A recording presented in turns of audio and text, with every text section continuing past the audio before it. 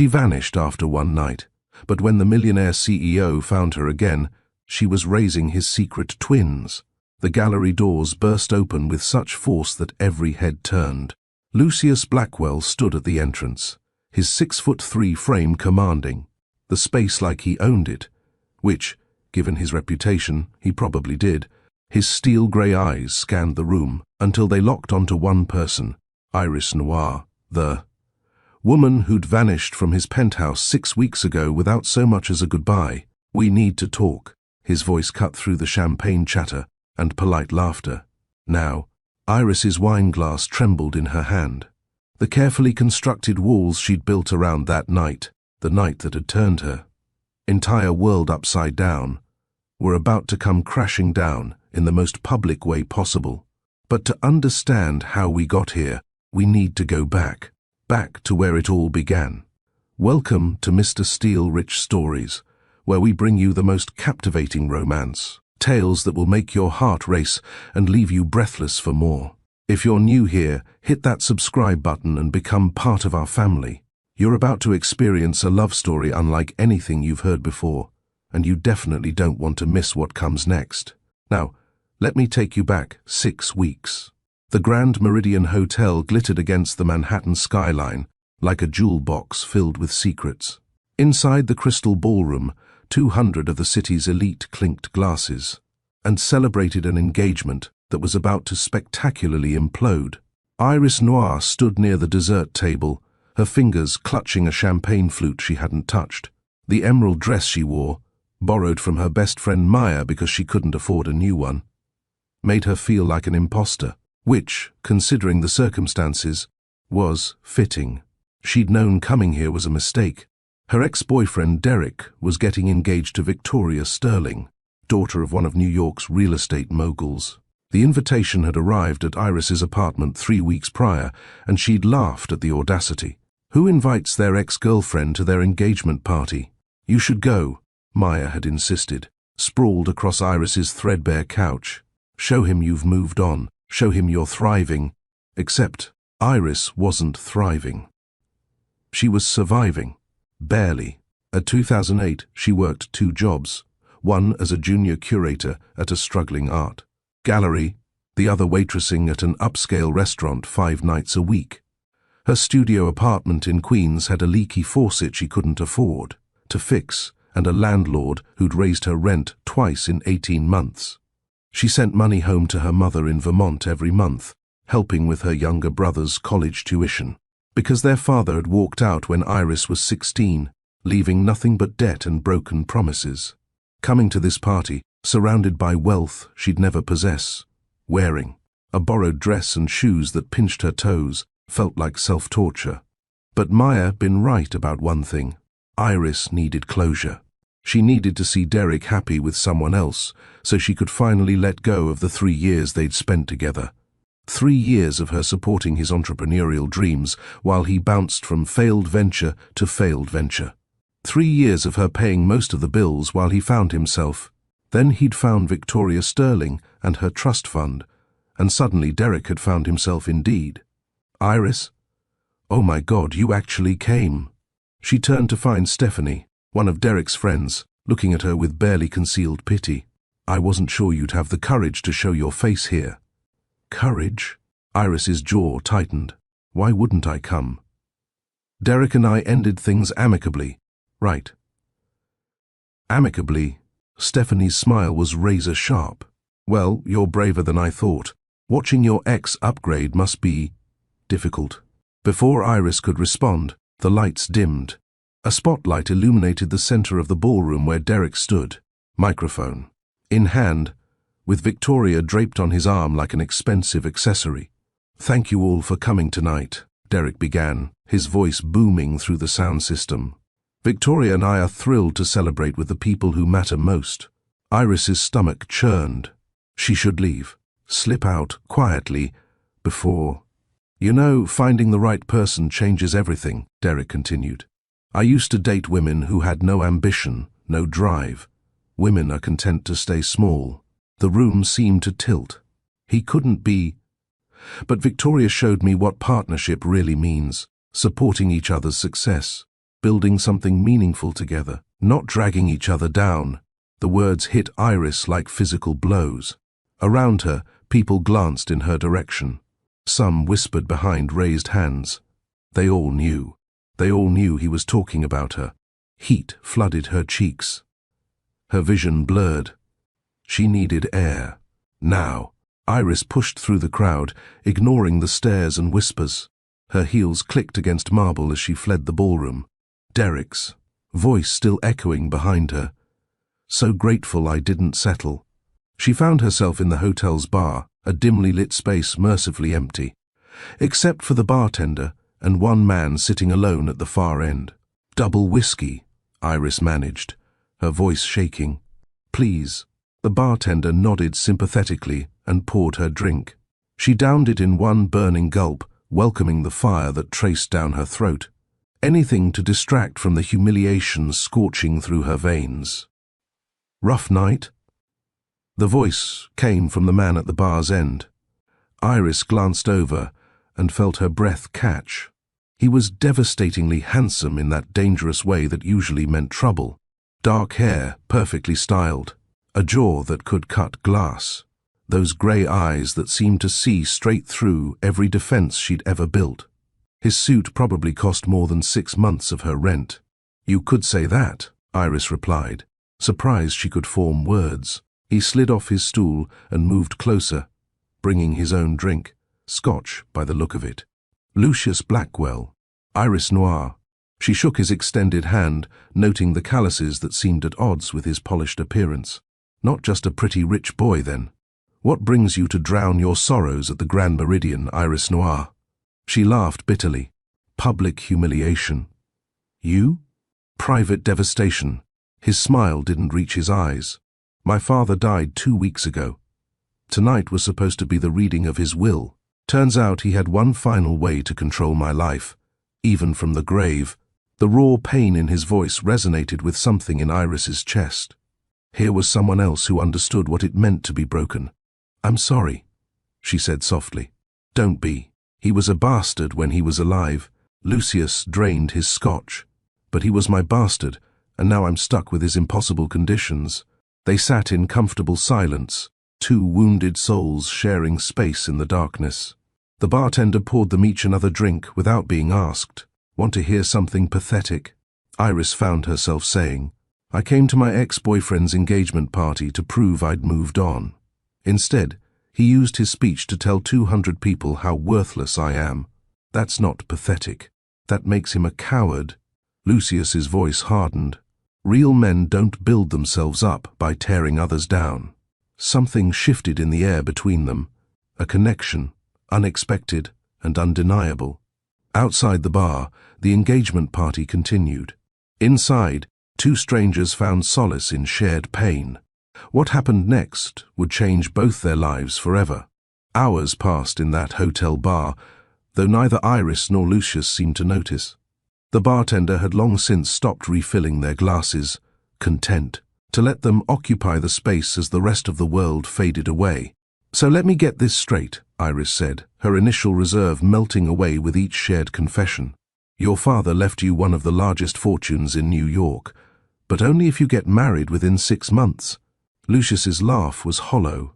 Not just married and remain that way for at least a year. He knew I valued my independence above everything else. This was his way of ensuring he controlled me even in death. That's cruel. Iris traced the rim of her empty glass. Why would he do that? Because Richard Blackwell believed love was weakness. He married my mother for her connections, not affection. When she died giving birth to me, he blamed me for losing his perfect trophy wife. Lucius's jaw clenched. He spent 32 years making sure I knew I'd never measure up to her memory. The pain in his voice made Iris's chest ache. She understood that kind of hurt, the kind that burrowed deep and never quite healed. My father left too, she found herself saying. Different circumstances, same result. One day he was there, complaining about his job and how life had cheated him. The next day, gone. Left a note saying he needed to find his purpose, like his family wasn't purposeful enough. Lucius's eyes softened. How old were you? 16. My brother was 12. My mother was working part-time at a bookstore. We lost the house 6 months later. The memories still stung. I worked 3 jobs through college, graduated with a degree in art history that everyone said was useless. Maybe they were right. They weren't. Lucius leaned closer. Tell me about art. Tell me what you love about it. No one had asked her that in years. Derek had always rolled his eyes when she talked about her work, calling it impractical daydreaming. Art is proof that beauty can exist even in darkness, Iris said slowly. A painter can take their worst moment and transform it into something that moves people centuries later. It's resilience in physical form. That's not useless. That's profound. The way Lucius looked at her made something flutter in her stomach. You see meaning where others see decoration. They talked about everything. Her dreams of curating a major exhibition someday, his frustration with running a company he inherited but never wanted, her mother's declining health, his loneliness despite being surrounded by people constantly. Everyone wants something from me, Lucius admitted. Business deals, investments, connections. I can't remember the last time someone asked how I was doing and actually cared about the answer. How are you doing? Iris asked softly. He was quiet for a long moment. Until about 3 hours ago. Terrible. Now, I honestly don't know. But this, talking to you, it's the first time in weeks I felt like I could breathe. Iris understood exactly what he meant. The humiliation of Derek's speech had faded, replaced by something warmer. Something that felt dangerously like hope. Can I confess something? Iris asked as the clock behind the bar ticked past 2 in the morning. Please do. I've spent the last 3 years making myself smaller. Derek hated when I was passionate about things. He said my intensity was exhausting, so I learned to dim myself down. Agreeable, convenient, safe. She met Lucius's gaze. But sitting here with you, I don't feel like I need to be anyone except myself. Lucius reached across the space between them and took her hand. The touch sent electricity up her arm. Then don't be, he said. Be intense. Be passionate. Be everything he was too weak to handle. Her breath caught. You don't even know me. I know you're kind enough to come to an engagement party that would hurt you, just to give someone closure. I know you're strong enough to work 2 jobs and still support your family. I know you see beauty in broken things. His thumb traced circles on her palm. I know that in 3 hours you've made me feel more understood than anyone has in my entire life. The vulnerability in his admission cracked something open in Iris's chest. Here was a billionaire, a man who could have anything he wanted, confessing that he felt as lonely as she did. I'm terrified, she whispered. This feeling, whatever this is, it scares me. Me too. Lucius's grip on her hand tightened. I don't do connections. I don't let people in. But you walked into this bar looking like your world had ended. And somehow you became the best part of my night. We're strangers, Iris protested weakly, even as her heart raced. Are we though? I feel like I've known you longer than people I've worked with for years. He wasn't wrong. The connection between them defied logic. It was as if they'd been waiting their whole lives to find someone who understood the specific shape of their brokenness. What are we doing? Iris asked. I don't know. But I don't want it to stop. Neither did she. God help her. Neither did she. Come upstairs with me, Lucius said. Not a demand. A request. An invitation. Iris knew she should say no. Should thank him for the conversation, go home to her apartment, and forget this night ever happened. That would be the responsible choice. The safe choice. But she'd been responsible and safe her entire life. And where had it gotten her? Publicly humiliated, financially struggling, and utterly alone. Okay, she heard herself say. The penthouse suite was on the 42nd floor. Floor-to-ceiling windows showcased Manhattan, glittering below them like a galaxy of terrestrial stars. The space was elegant but impersonal, clearly a hotel suite, not a home. I'm staying here until I figure out what to do with my father's estate, Lucius explained. My apartment holds too many memories right now. Iris walked to the windows, pressing her palm against the cool glass. It's beautiful up here, like being suspended between earth and sky. She felt him come up behind her, close enough that his warmth radiated through the space between them. "Iris," he said her name like a prayer. "If you want to leave, I'll call you a car. No judgment, no hard feelings." She turned to face him. His eyes held desire, yes, but also something deeper. Respect, care, the willingness to let her choose. "I don't want to leave," she said. He cupped her face in his hands, giving her every opportunity to change her mind. When she leaned into his touch instead, he kissed her. The kiss was everything, gentle and fierce, desperate and tender. It tasted like whiskey and promises neither of them could guarantee. Iris melted into him, her hands fisting in his expensive shirt, anchoring herself to this moment. They moved through the suite, shedding clothes and inhibitions. Lucius worshipped every inch of her skin like she was precious, irreplaceable. He whispered her name between kisses, asked if she was sure, made certain she knew she could stop this at any moment.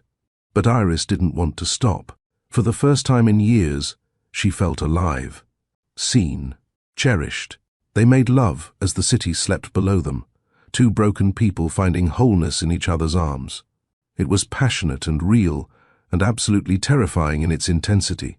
Afterward, they lay tangled together in sheets that probably cost more than her monthly rent, Lucius tracing lazy patterns on her shoulder.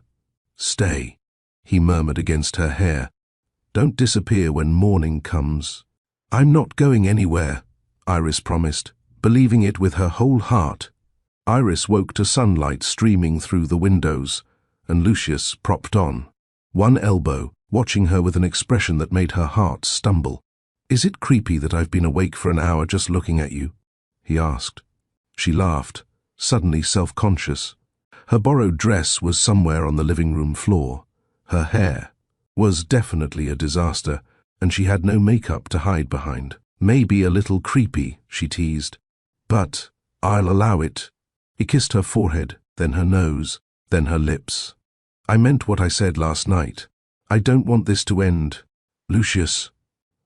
I know it's crazy. I know we just met. But I've never felt this with anyone." He looked almost vulnerable in the morning light.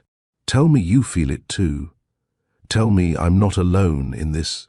Iris touched his face, feeling the slight stubble on his jaw. "You're not alone. I feel it. I'm just scared of what it means. We'll figure it out together." His smile was genuine, hopeful. "Have breakfast with me. Spend the day with me. Let's see where this goes." It was reckless, impractical. Everything Iris normally wasn't. "Yes," she said anyway. They ordered room service, coffee and croissants and fresh fruit that tasted like luxury. Lucius told her about his plans to restructure his father's company to make it something ethical instead of just profitable. Iris shared her dream of opening a community art center in underprivileged neighborhoods. "I could help with that," Lucius said. "I have the resources." "No," Iris cut him off gently. "When I do it, I need to know I did it myself. But thank you." Instead of being offended, he looked impressed. "You're remarkable. You know that?" "I'm really not. I'm just stubborn. Remarkably stubborn, then." They talked about meeting again that evening, about taking this slow but serious. Lucius had meetings all day but promised to be free by 7. They'd have dinner, somewhere quiet where they could continue getting to know each other. "Give me your number," Lucius said, handing her his phone. Iris entered her contact information, watching him save it with a smile that did dangerous things to her pulse. "Tonight," he promised, kissing her one more time. "Tonight," she agreed. She just stepped into the bathroom to freshen up when her phone, still in her purse from the night before, began vibrating with urgent calls. The first call was from Maya, the second from her mother, the third from a number Iris didn't recognize. Her hands shook as she answered her mother's call. "Iris, thank God. It's Grandma Rose."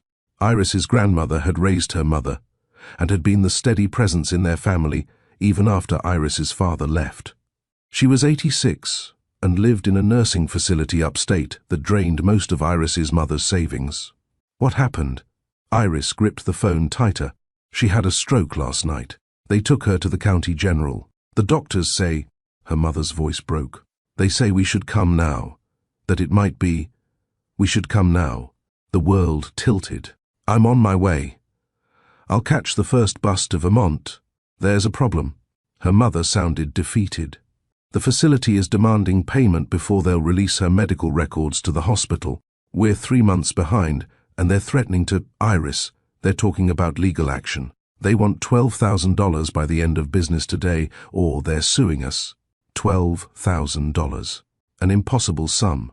Iris had maybe 800 in her savings account. "I'll figure something out," Iris said, though she had no idea how. "Just stay with Grandma. Tell her I love her. I'm coming." She ended the call and stared at her reflection in the bathroom mirror.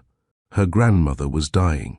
Her family was about to be sued, and she was in a billionaire's penthouse, wearing last night's underwear, pretending she could have a fairy tale romance. Reality crashed down with brutal force.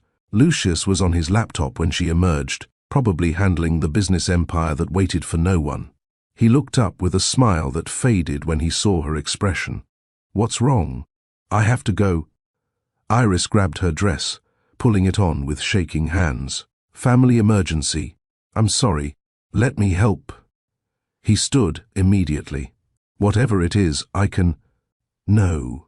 The word came out sharper than she intended. "This isn't your problem. Iris, talk to me." But she couldn't. If she told him about her grandmother, about the money, he'd offer to pay. He probably had $12,000 in his couch cushions. He'd solve her problem with a phone call. And then what? She'd be the charity case. The struggling girl he rescued.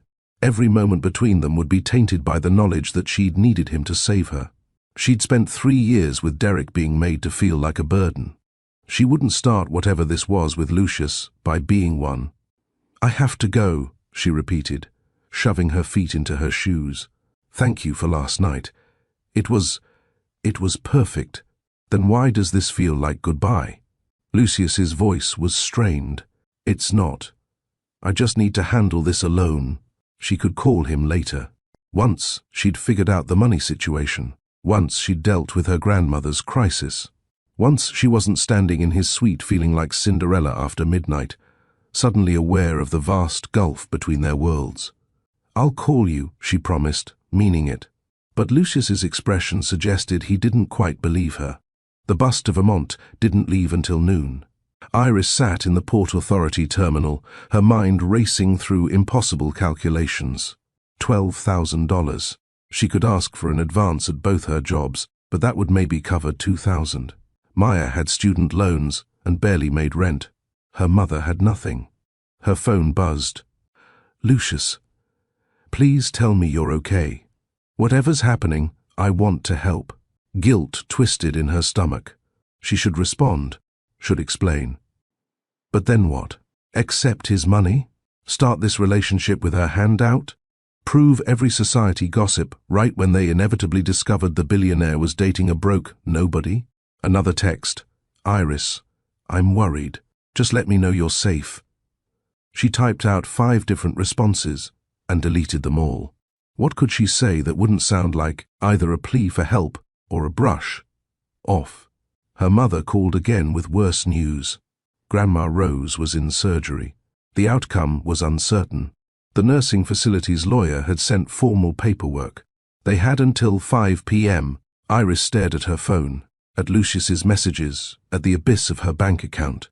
Every instinct screamed to call him, to accept help, to not be so stupidly proud when someone's life hung in the balance. But if she did, everything between them would change. She'd be the project, not the partner, the girl he saved, not the woman he chose. She turned off her phone. The bus ride to Vermont took 4 hours. Iris spent every minute hating herself for leaving, for not calling, for being too proud to ask for help. But she spent those same minutes knowing she couldn't build something real with Lucius if it started with her needing his money. By the time she reached the hospital, her grandmother was out of surgery. Stable, but weak. The doctors said she'd need months of rehabilitation, expensive rehabilitation. Iris held her grandmother's fragile hand and made a decision. She'd sell everything she owned, pick up extra shifts, find a 3rd job. She'd figure this out the way she'd figured everything else out, by herself. She didn't turn her phone back on for 3 days. Lucius gave Iris space for exactly 4 hours before worry overtook patience. She'd looked genuinely panicked when she left. What if something terrible had happened? He called. No answer. He texted. Nothing. By evening, when she'd missed their 7 o'clock dinner without a word, concern became alarm. He called again. The phone went straight to voicemail, not ringing, but off completely.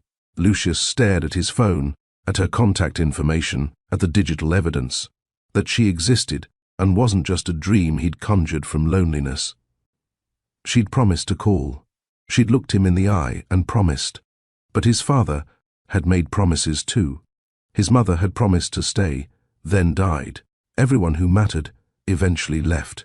He wanted to believe Iris was different, that the connection they'd shared was real. But as hours turned into a day, then 2, then 3, belief became harder to maintain. Had he imagined the depth of what they'd shared? Had it meant something different to her? A nice distraction, nothing more. The possibility gutted him more than he wanted to admit. By day 4, Lucius stopped waiting and started searching.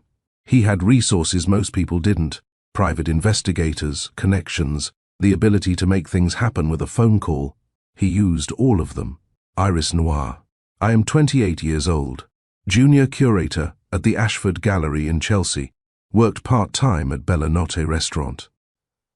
I lived in Queens. He went to the gallery first. A woman at the front desk informed him that Iris had requested emergency leave. Family situation. No return date specified. The restaurant told him the same thing. Family emergency. They didn't know when she'd be back. Her apartment building in Queens was a shabby 5-story walk-up with a broken intercom. Lucius stood outside apartment 4C and knocked. No answer. The neighbor, an elderly man with suspicious eyes, said he hadn't seen her in days. Every lead ended the same way, nowhere. His head of security suggested accessing phone records, but Lucius couldn't cross that line. If Iris wanted to disappear, he had to respect that choice, no matter how much it destroyed him. But the not knowing ate at him. Was she safe? Was she in trouble? Has something happened to her family? Or had she simply decided that one night with a stranger wasn't worth? Pursuing and ghosting was easier than having an awkward conversation. That last possibility hurt worst of all. Lucius returned to the Grand Meridian bar where they'd met, as if proximity to that space might somehow bring her back. The same bartender was working. The lady from last week, Lucius said. Did she seem upset when she left? The bartender shrugged. She seemed happy. You both did. Thought for sure you two would. He gestured vaguely. Guess I was wrong. Lucius nursed a scotch and stared at the spot where Iris had sat, where she'd told him about seeing beauty in broken things. Maybe he'd been the broken thing she'd seen beauty in. And maybe, like all broken things, he was better observed from a distance than actually kept. His phone buzzed with another business crisis requiring attention. The reading of his father's will loomed, with its impossible marriage clause. His company needed decisions. The world kept turning. But all Lucius could think about was a woman in an emerald dress who'd made him feel less alone, then vanished like she'd never existed at all. Somewhere out there, Iris Noir was dealing with whatever crisis had pulled her away. And he couldn't help her, couldn't find her, couldn't do anything except hope that maybe, someday, she'd come back. The not knowing was its own special torture, but waiting was all he had left. Iris sat on the closed toilet seat in her tiny bathroom, staring at 3 plastic sticks lined up on the edge of the sink. 3 tests, 3 unmistakable pink lines. Pregnant. The word felt foreign, impossible, like something that happened to other people, not to her. Not to the girl who'd always been careful, always been responsible, always done everything right. Except for one night. One perfect, reckless, life-altering night. Her hands trembled as she picked up the first test, as if examining it more closely might change the result. It didn't. The pink line remained stubbornly present, declaring a truth she wasn't ready to face. 6 weeks. It had been 6 weeks since that night at the Grand Meridian. 6 weeks since she'd left Lucius's penthouse and turned off her phone. 6 weeks since she'd made the choice to handle her problems alone. She'd thought the nausea was stress, her grandmother's stroke, the mounting medical bills, the exhaustion of working double shifts to pay off the nursing facility. Those seemed like adequate explanations for feeling perpetually sick. Maya had been the one to suggest the test, eyeing Iris over coffee 3 days ago with a knowing look. "When was your last period?" she'd asked bluntly. Iris had frozen, cup halfway to her lips, mentally counting backward. Then counting again because the number couldn't be right. 7 weeks. Maybe 8. "Oh God," she'd whispered. Maya had dragged her to a drugstore immediately. Now, sitting in her bathroom with the evidence laid out before her, Iris felt the full weight of reality crushing down. She was pregnant, with Lucius Blackwell's baby, a man she'd spent one night with, then disappeared without explanation, a man who probably hated her now. The shock wore off slowly, replaced by waves of fear so intense Iris thought she might be sick again. How was she supposed to do this? She could barely support herself. Her grandmother's medical bills had drained what little savings she'd had. She was behind on rent. Her car had broken down last week, and she couldn't afford to fix it, so she'd been taking 2 buses to get to work. A baby required things: diapers and formula and doctor visits and childcare. A baby required stability she didn't have, resources she couldn't access, a future she hadn't planned. Iris pressed her palms against her still, flat stomach. Somewhere beneath her skin, a tiny cluster of cells was growing. Half her, half Lucius. A person who hadn't asked to be created, who deserved better than a mother, who worked 80-hour weeks and lived paycheck to paycheck. Terror clawed at her throat. She was 28, but felt ancient and impossibly young at the same time. Her own mother had been 32 when Iris was born, married, stable. Even then, her father's abandonment had nearly destroyed them. What chance did Iris have, alone and broke?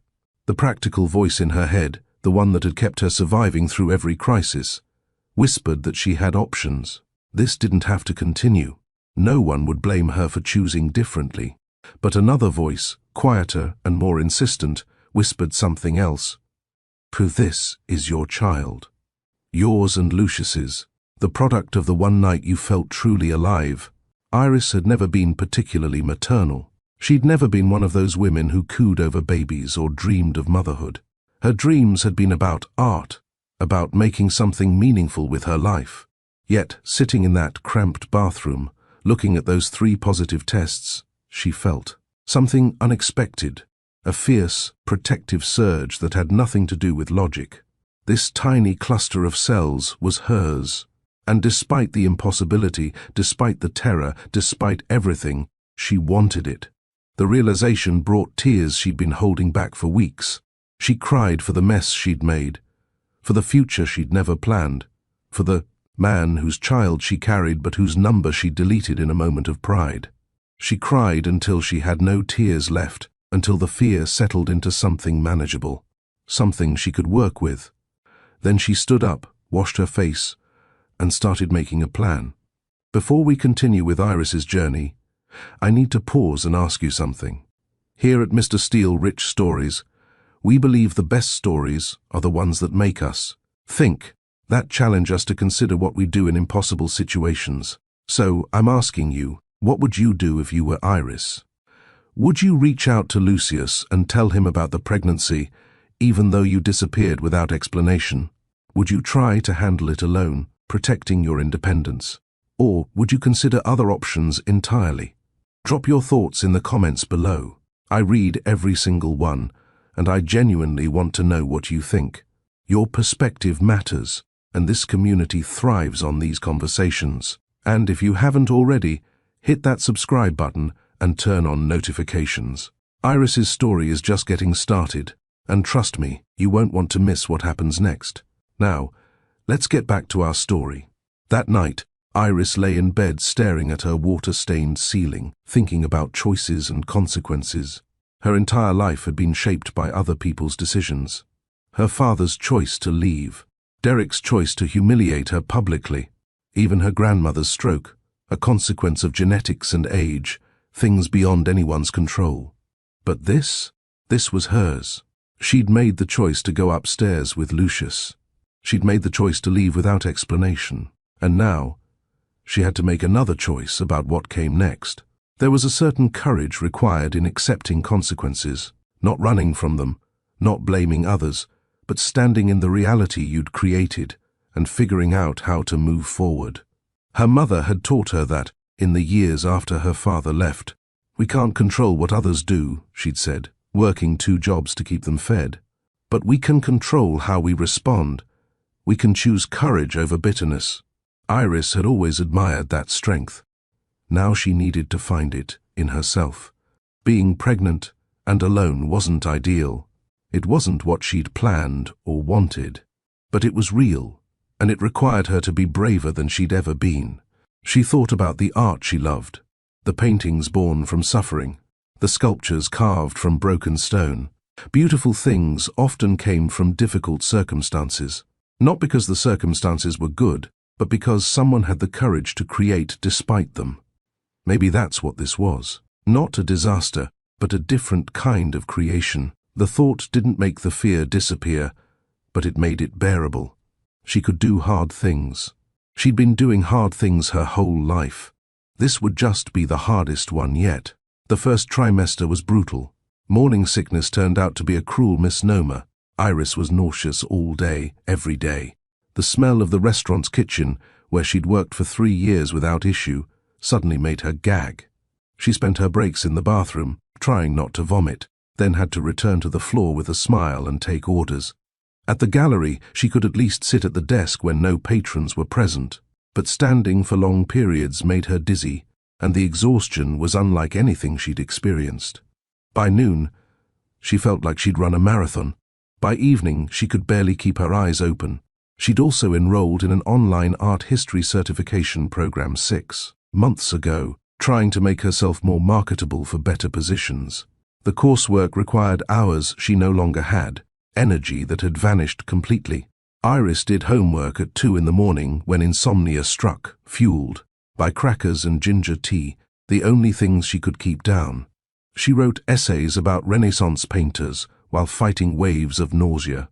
She studied for exams between shifts, her textbooks propped open on the bus. Money became an even more pressing concern. She'd need maternity leave eventually, which neither of her jobs officially offered. She'd need prenatal care, which required insurance she barely had. The deductible alone was astronomical. Maya helped when she could, bringing groceries and pretending Iris was doing her a favor by taking the extra food. "I bought too much," she'd lie cheerfully, stocking Iris's nearly empty fridge. "You're helping me not waste it." Iris's mother wanted to help too, but she was drowning in Grandma Rose's medical bills. The stroke had left her grandmother partially paralyzed, requiring intensive rehabilitation. Her mother had taken a second job just to keep up with the costs. "I'm fine, Mom," Iris lied during their weekly phone calls. "Work is good. Everything's good." She couldn't add to her mother's burdens, not when the woman was already sacrificing everything for Grandma Rose. So Iris suffered alone, working through the nausea and exhaustion, hiding the pregnancy, under loose clothing, telling no one at work because she couldn't risk losing either job. At 12 weeks, she finally saw a doctor, a free clinic in the Bronx that didn't ask too many questions. The ultrasound showed a tiny form with a flickering heartbeat, and Iris cried right there on the exam table. Real. This was real. "Everything looks healthy," the doctor said. "But you're underweight, and your blood pressure is concerning. You need to reduce stress." Iris almost laughed. Reduce stress? Sure. She'd just quit one of her jobs and stopped paying rent. Problem solved. But she nodded and accepted the prenatal vitamins she couldn't afford and promised to take better care of herself. The doctor gave her a printout of the ultrasound. Iris stared at it on the bus ride home, at the tiny blob that would become a person. Her person. She taped it to her bathroom mirror, a reminder of why she was doing this. Why did she drag herself out of bed every morning? Why did she keep going when everything hurt? The loneliness was worse than the physical symptoms. Iris had always been independent, comfortable with her own company. But pregnancy was isolating in ways she hadn't anticipated. Other women had partners to share the experience with. Someone to hold their hair back during morning sickness, to come to doctor's appointments, to feel the baby kick for the first time. Iris had an empty apartment and her own reflection. She joined an online support group for single mothers, reading posts from women in similar situations. Their stories were both comforting and terrifying. Some were thriving, building beautiful lives with their children. Others were drowning, barely keeping their heads above water. Which would she? The internal struggle never fully quieted. Part of her mourned the life she'd planned, the career advancement, the financial stability she'd been working toward, the freedom to make choices based on what she wanted rather than what she needed. Another part felt guilty for mourning. Women had babies every day, many in worse circumstances than hers. Who was she to complain? But the guilt didn't erase the grief, and the grief didn't diminish the love she was starting to feel for the life growing inside her. At night, alone in the dark, Iris talked to her stomach, told the baby about her day, about the art she'd seen at the gallery, about the dreams she had for their future. "I'm going to do better for you," she whispered. "I'm going to give you stability. Love. Everything I have." She meant it. Even when she was terrified, even when she didn't know how she'd pay next month's rent, she meant it. The baby became her purpose, her reason to keep fighting when fighting felt impossible. Maya brought up Lucius exactly once. "You need to tell him," she said over tea at Iris's apartment, eyeing the ultrasound picture on the mirror. "He has a right to know he's going to be a father." Iris had been expecting this conversation. "I know. So, are you going to call him?" "I don't have his number anymore. I deleted it." Maya rolled her eyes. "Please. The man is Lucius Blackwell. You could find him in about 30 seconds with a Google search. His office is probably listed." She was right, of course. Finding Lucius wouldn't be difficult. One phone call to Blackwell Industries. One email to his corporate address. He was one of the most prominent businessmen in New York. Accessible in theory, even if not in practice. But Iris couldn't do it. "He thinks I'm someone I'm not," she said quietly. That night at the hotel, I wasn't myself. I was braver, more carefree, someone who could be spontaneous and reckless. "So? That's still you, just a different part." "No." Iris shook her head. "That was one night. One aberration in a life that's defined by struggle and responsibility. If I show up now, pregnant and desperate, what does that look like? It looks like honesty. It looks like I'm after his money." The fear she'd been holding burst free. "Think about it, Maya. I sleep with a billionaire once, disappear for 2 months, then show up pregnant. Every gossip site in the city would have a field day. Gold digger, opportunist, a woman who trapped a rich man with a convenient pregnancy."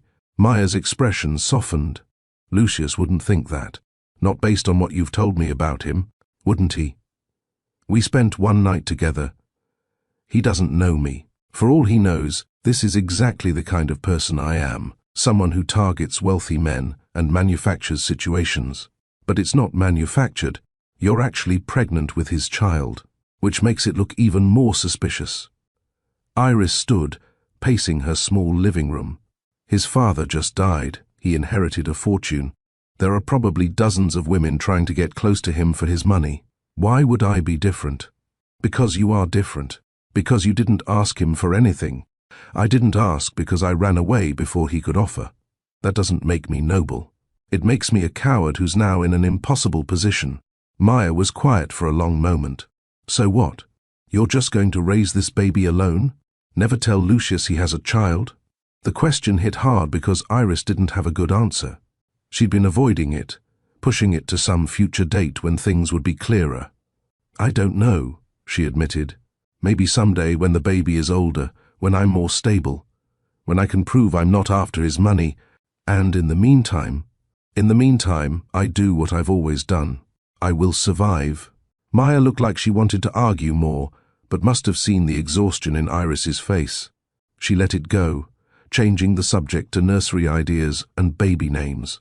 But the question lingered long after Maya left. Was keeping this secret protecting her pride, or was it denying her child the right to know their father? Iris didn't have an answer. She only knew that the thought of facing Lucius, of seeing disappointment or suspicion or worse, pity in those grey eyes, was more than she could bear. So she didn't search for him, didn't make the call, didn't send the email. She told herself it was the right choice, the only choice, but late at night she wasn't so sure. 3 in the morning became Iris's most honest hour, that liminal space between night and day when the world slept and her defenses crumbled. She'd lie in bed, one hand on her growing stomach, and remember the way Lucius had looked at her in the hotel bar, like she was the only person in the room, the sound of his laugh when she'd made a joke about terrible art, the gentleness in his hands when he'd touched her face, asking if she was sure. "I don't want this to end," he'd said that morning, sunlight streaming through the penthouse windows. And she'd believed him. In that moment, wrapped in expensive sheets with the city sprawling below them, she'd believed they could have something real. Then reality had intruded in the form of her mother's panicked phone call, and Iris had run. She'd chosen survival over vulnerability, independence over trust. Had that been the right choice? She'd thought so at the time. Accepting his money, letting him solve her problems, would have poisoned what they'd shared. She'd needed to prove she could handle her life without a billionaire's intervention. But she hadn't anticipated this consequence, hadn't imagined that their one night together would create a life that bound them together permanently. Now she carried his child, and he had no idea. Somewhere in Manhattan, Lucius Blackwell was probably living his life, running his company, dealing with his father's estate, maybe dating other women who hadn't disappeared from him without explanation. Did he ever think about her? Or had she been a brief distraction, memorable but ultimately forgettable? Not knowing hurts almost as much as loneliness. Sometimes, in those dark hours, Iris drafted messages she'd never send. Apologies and explanations and confessions. She'd type them out on her phone, then delete them before morning came. "I'm sorry I left. I'm sorry I didn't call. I'm sorry I'm carrying your child and too afraid to tell you." Delete. "You made me feel alive for one night, and now I have a piece of you growing inside me." Delete. "I think about you every day. I wonder if you think about me too." Delete. Delete. Delete. The regret was constant, a background hum to everything else. She regretted leaving, regretted not explaining, regretted that her child would grow up not knowing their father because she was too proud and too scared to make a phone call. But she didn't regret that night. Despite everything, the complications, the fear, the impossible situation, she didn't regret the hours she'd spent with Lucius Blackwell. He'd seen her, really seen her, and for a brief, shining moment, she'd felt like she mattered. That memory sustained her through the difficult days. When the nausea was overwhelming and the bills were piling up and the future looked impossible, she'd remember what it felt like to be cherished, even if it had only lasted one night. 4 months pregnant, Iris stood in front of the bathroom mirror, examining her reflection. The baby bump was undeniable now, a gentle curve that no amount of loose clothing could completely hide. She'd have to tell her boss at the gallery soon, and the restaurant. She couldn't keep hiding this much longer. The thought terrified her. Both jobs could legally fire her. New York had protections, but enforcement was another matter. Small businesses found ways around the rules. But she couldn't control that. Could only control her response. Outside her window, the city hummed with evening life. Somewhere out there, Lucius was living his life, unaware that he was going to be a father. Unaware that the woman he'd spent one night with was struggling to build a future for the child they'd created. Iris placed both hands on her stomach, feeling the tiny flutters that had started a week ago. The baby is moving, a reminder that this was real, happening, unstoppable. "Just you and me," she whispered. "We'll figure it out. We always do." She meant it. Even scared, even alone, she meant it. But Iris had no idea that fate wasn't done with them yet, that the walls she'd built around her secret were about to come crashing down in the most unexpected way, that in just 2 weeks her carefully constructed life would collide spectacularly with the man she'd been running from.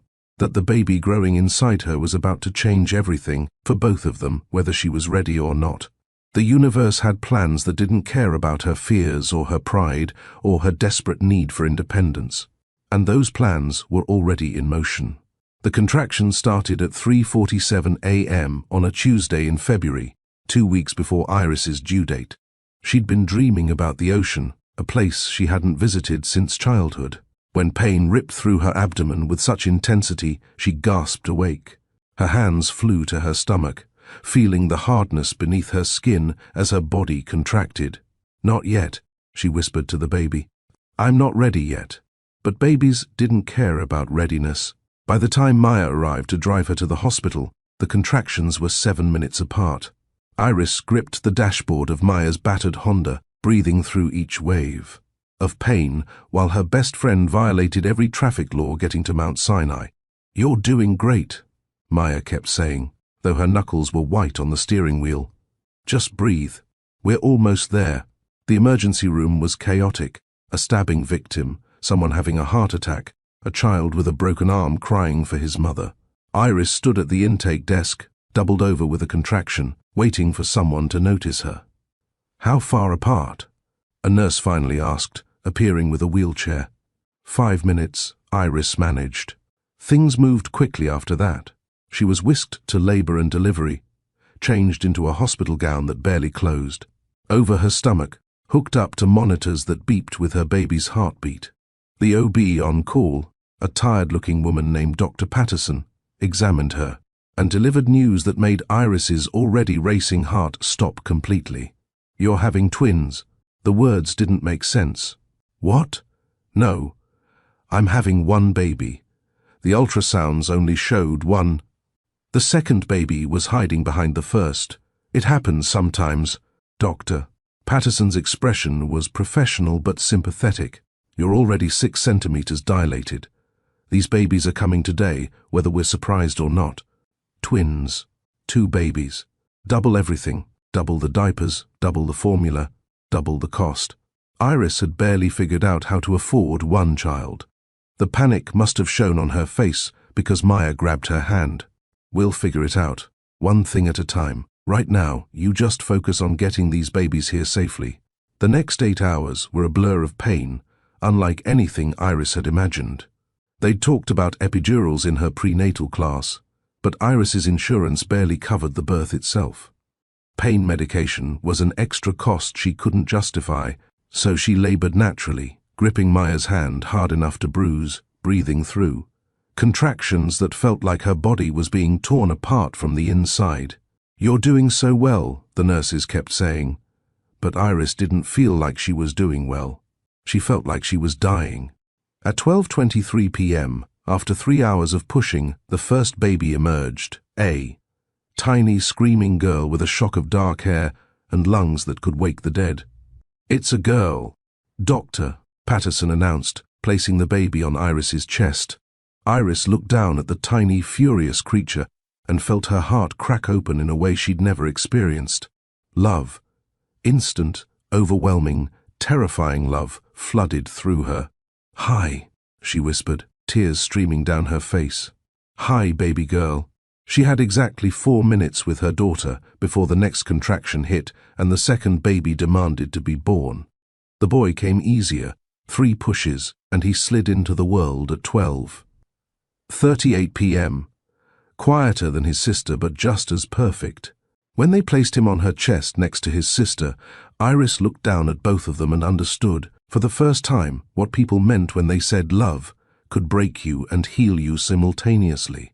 2 babies, 2 perfect, tiny humans who were hers to protect and raise and love. The magnitude of it was crushing. The wonder of it was transcendent. "Do you have names?" a nurse asked, preparing the birth certificates.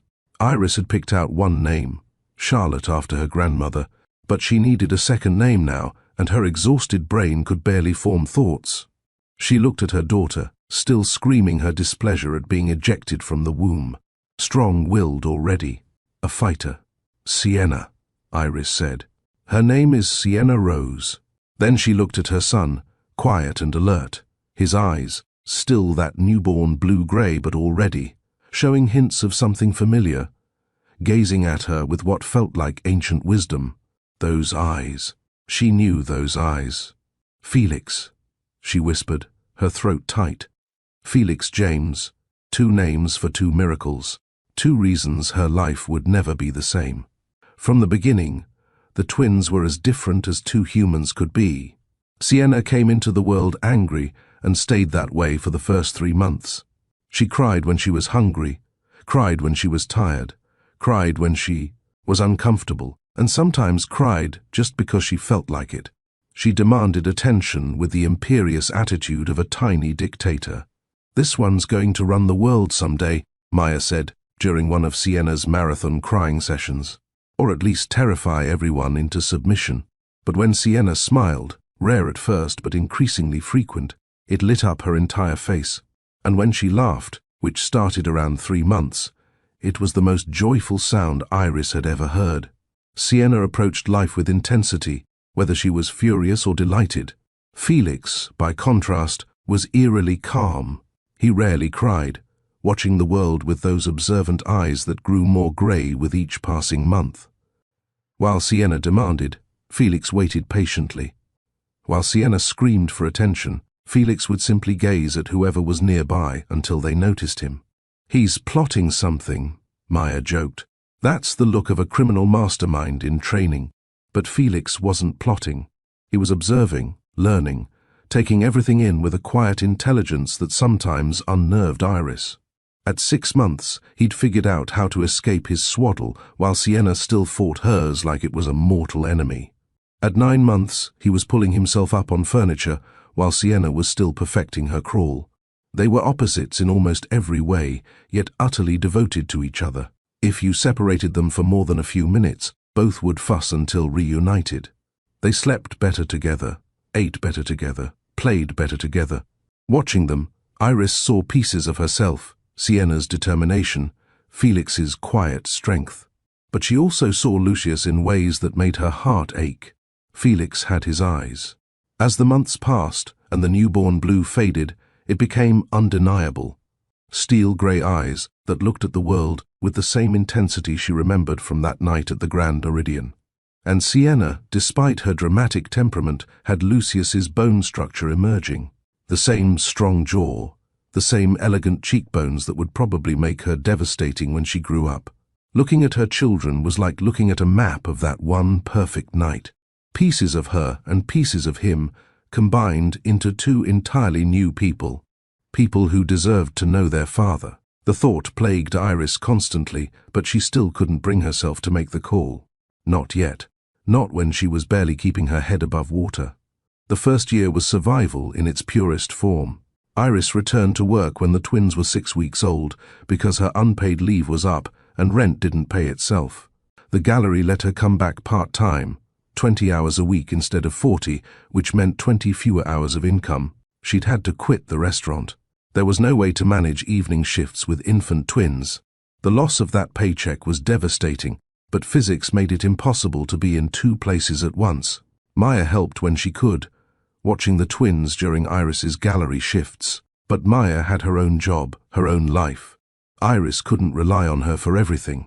So she found a daycare that accepted state assistance, a cramped facility, in the Bronx that smelled like industrial cleaner and desperation. The workers were kind but overwhelmed, watching too many children in too little space. Iris hated leaving her babies there, but she had no choice. Money was a constant, gnawing anxiety. Formula alone costs nearly $300 a month. Diapers were another $200. The twins grew so fast that clothes fit for maybe 6 weeks before they needed the next size up. Iris shopped at thrift stores, accepted hand-me-downs from Maya's co-workers, and learned to stretch $1 until it screamed. She ate ramen and peanut butter sandwiches so her children could have formula. She kept the heat low in winter and wore sweaters to bed. She hadn't bought herself new clothes in over a year. The exhaustion was unlike anything she'd experienced during pregnancy. Twins meant double the feedings, double the diaper changes, double the midnight wake-ups. For the first 6 months, Iris didn't sleep more than 2 consecutive hours. She'd feed Felix at midnight, get him back to sleep, then Sienna would wake at 1:30. By the time Sienna was down, it was 2:45, and Felix was awake again.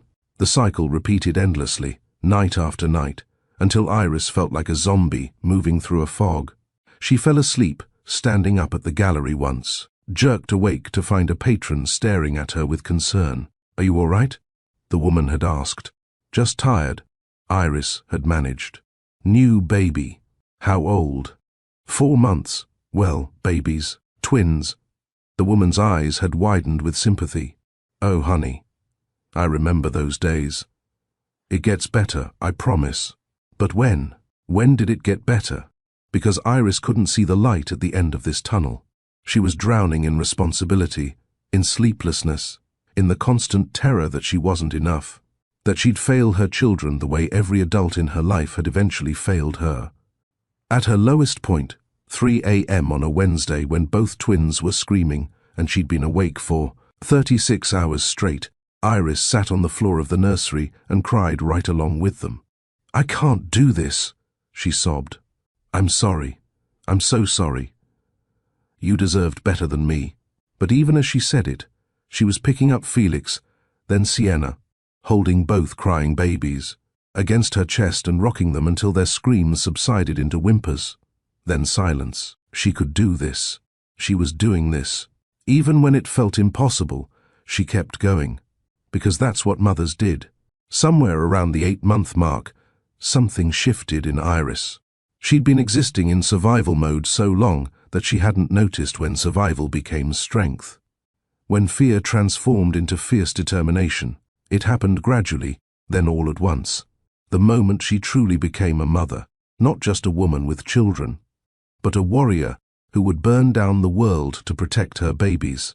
The catalyst was an incident at the daycare. Iris had arrived to pick up the twins and found Felix with a bruise on his arm. The daycare worker, a young woman named Jessica who usually seemed competent, claimed he'd fallen. "Babies fall," she'd said dismissively. "It's what they do." But the bruise was finger-shaped. Someone had grabbed him. The rage that flooded through Iris was primal. She'd pulled both twins from that daycare immediately, filed a complaint with the state, and spent her rent money enrolling them in a better facility across town. When her landlord threatened eviction for late payment, Iris had looked him in the eye and said, "You'll get your money when I have it. Until then, you can start the legal process, which will take months. Or you can work with me and get paid eventually. Your choice." He'd backed down. Something in her voice, some new steel, had convinced him she wasn't bluffing. That same steel emerged in other areas of her life. At the gallery, when her boss suggested she was distracted because of her children, Iris didn't apologize. She laid out exactly how much work she accomplished in her 20 hours, showed him the new client, relationships she'd built, and asked if he'd like to hire someone else who could do better. He'd given her a raise instead. Small, but something. The scared girl who'd fled Lucius's penthouse was gone. In her place stood a woman who'd birthed 2 humans, kept them alive through impossible circumstances, and discovered reserves of strength she hadn't known existed. Motherhood had forged her into someone new, someone harder but also more compassionate, someone who understood suffering but refused to be defeated by it.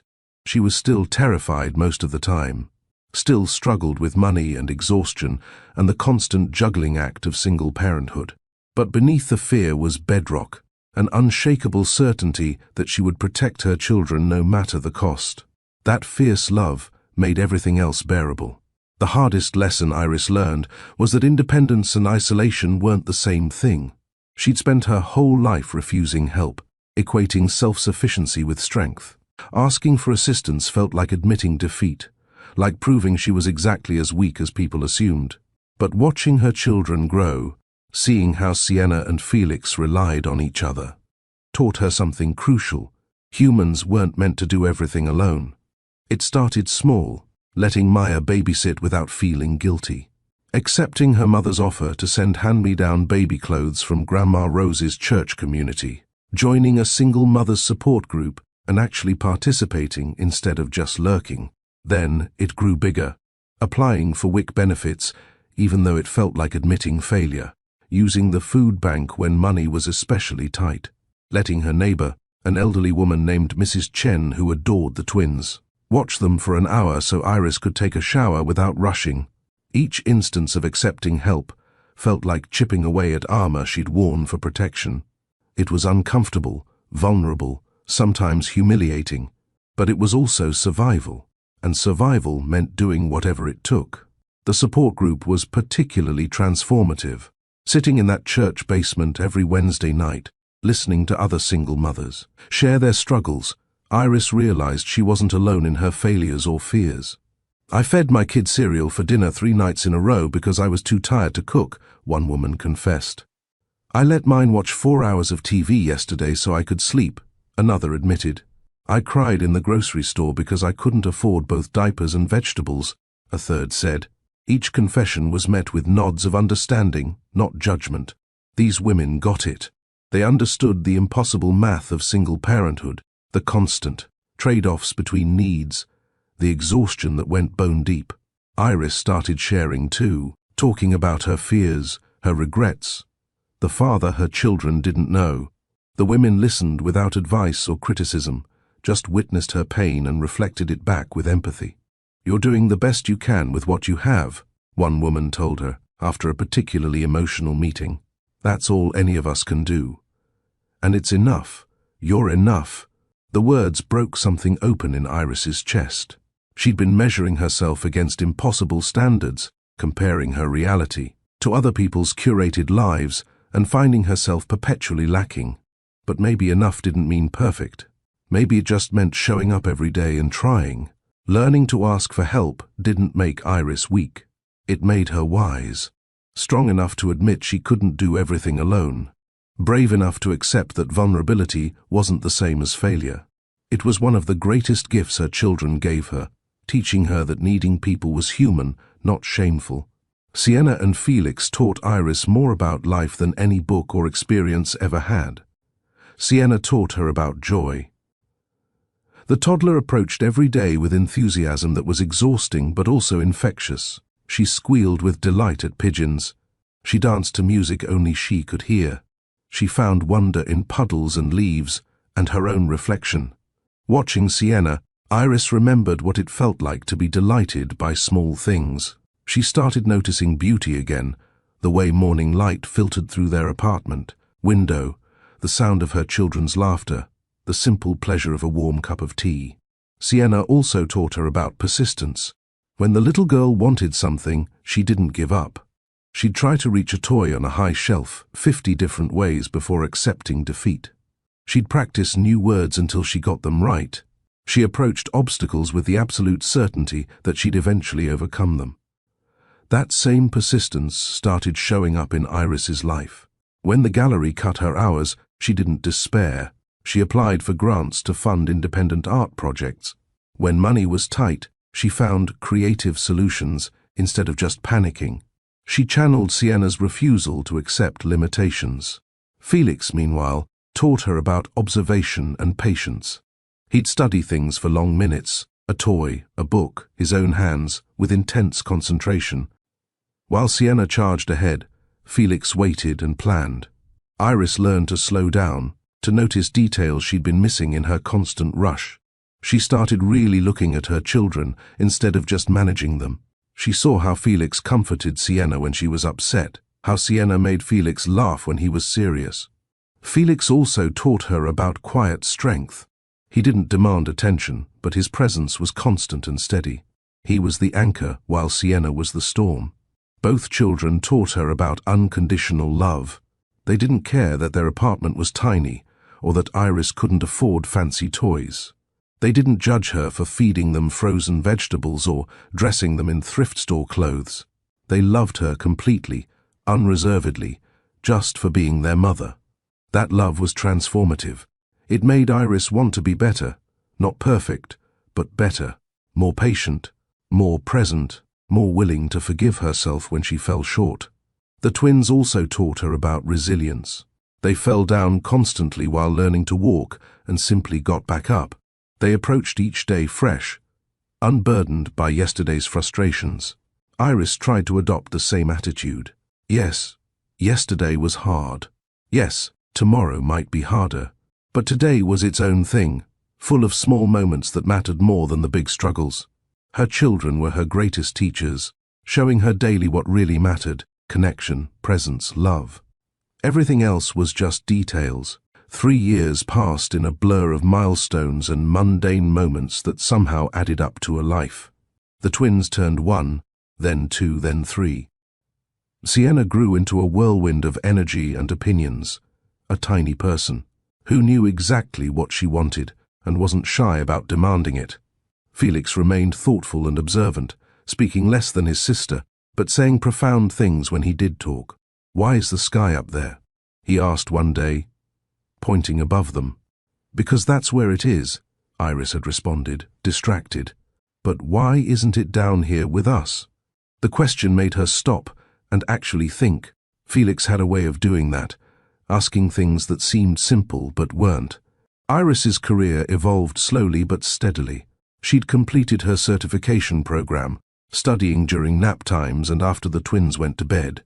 The qualification led to a senior curator position at the Ashford Gallery, more responsibility, but better pay and actual benefits.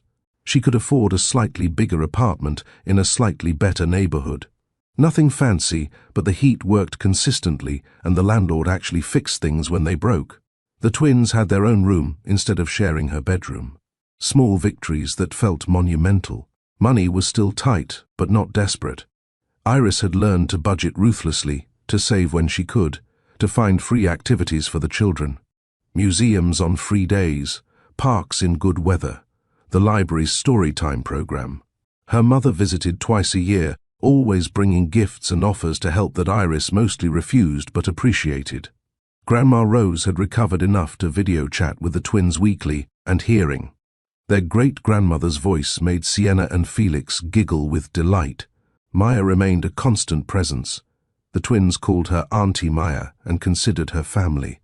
She'd been there for every birthday, every milestone, every crisis.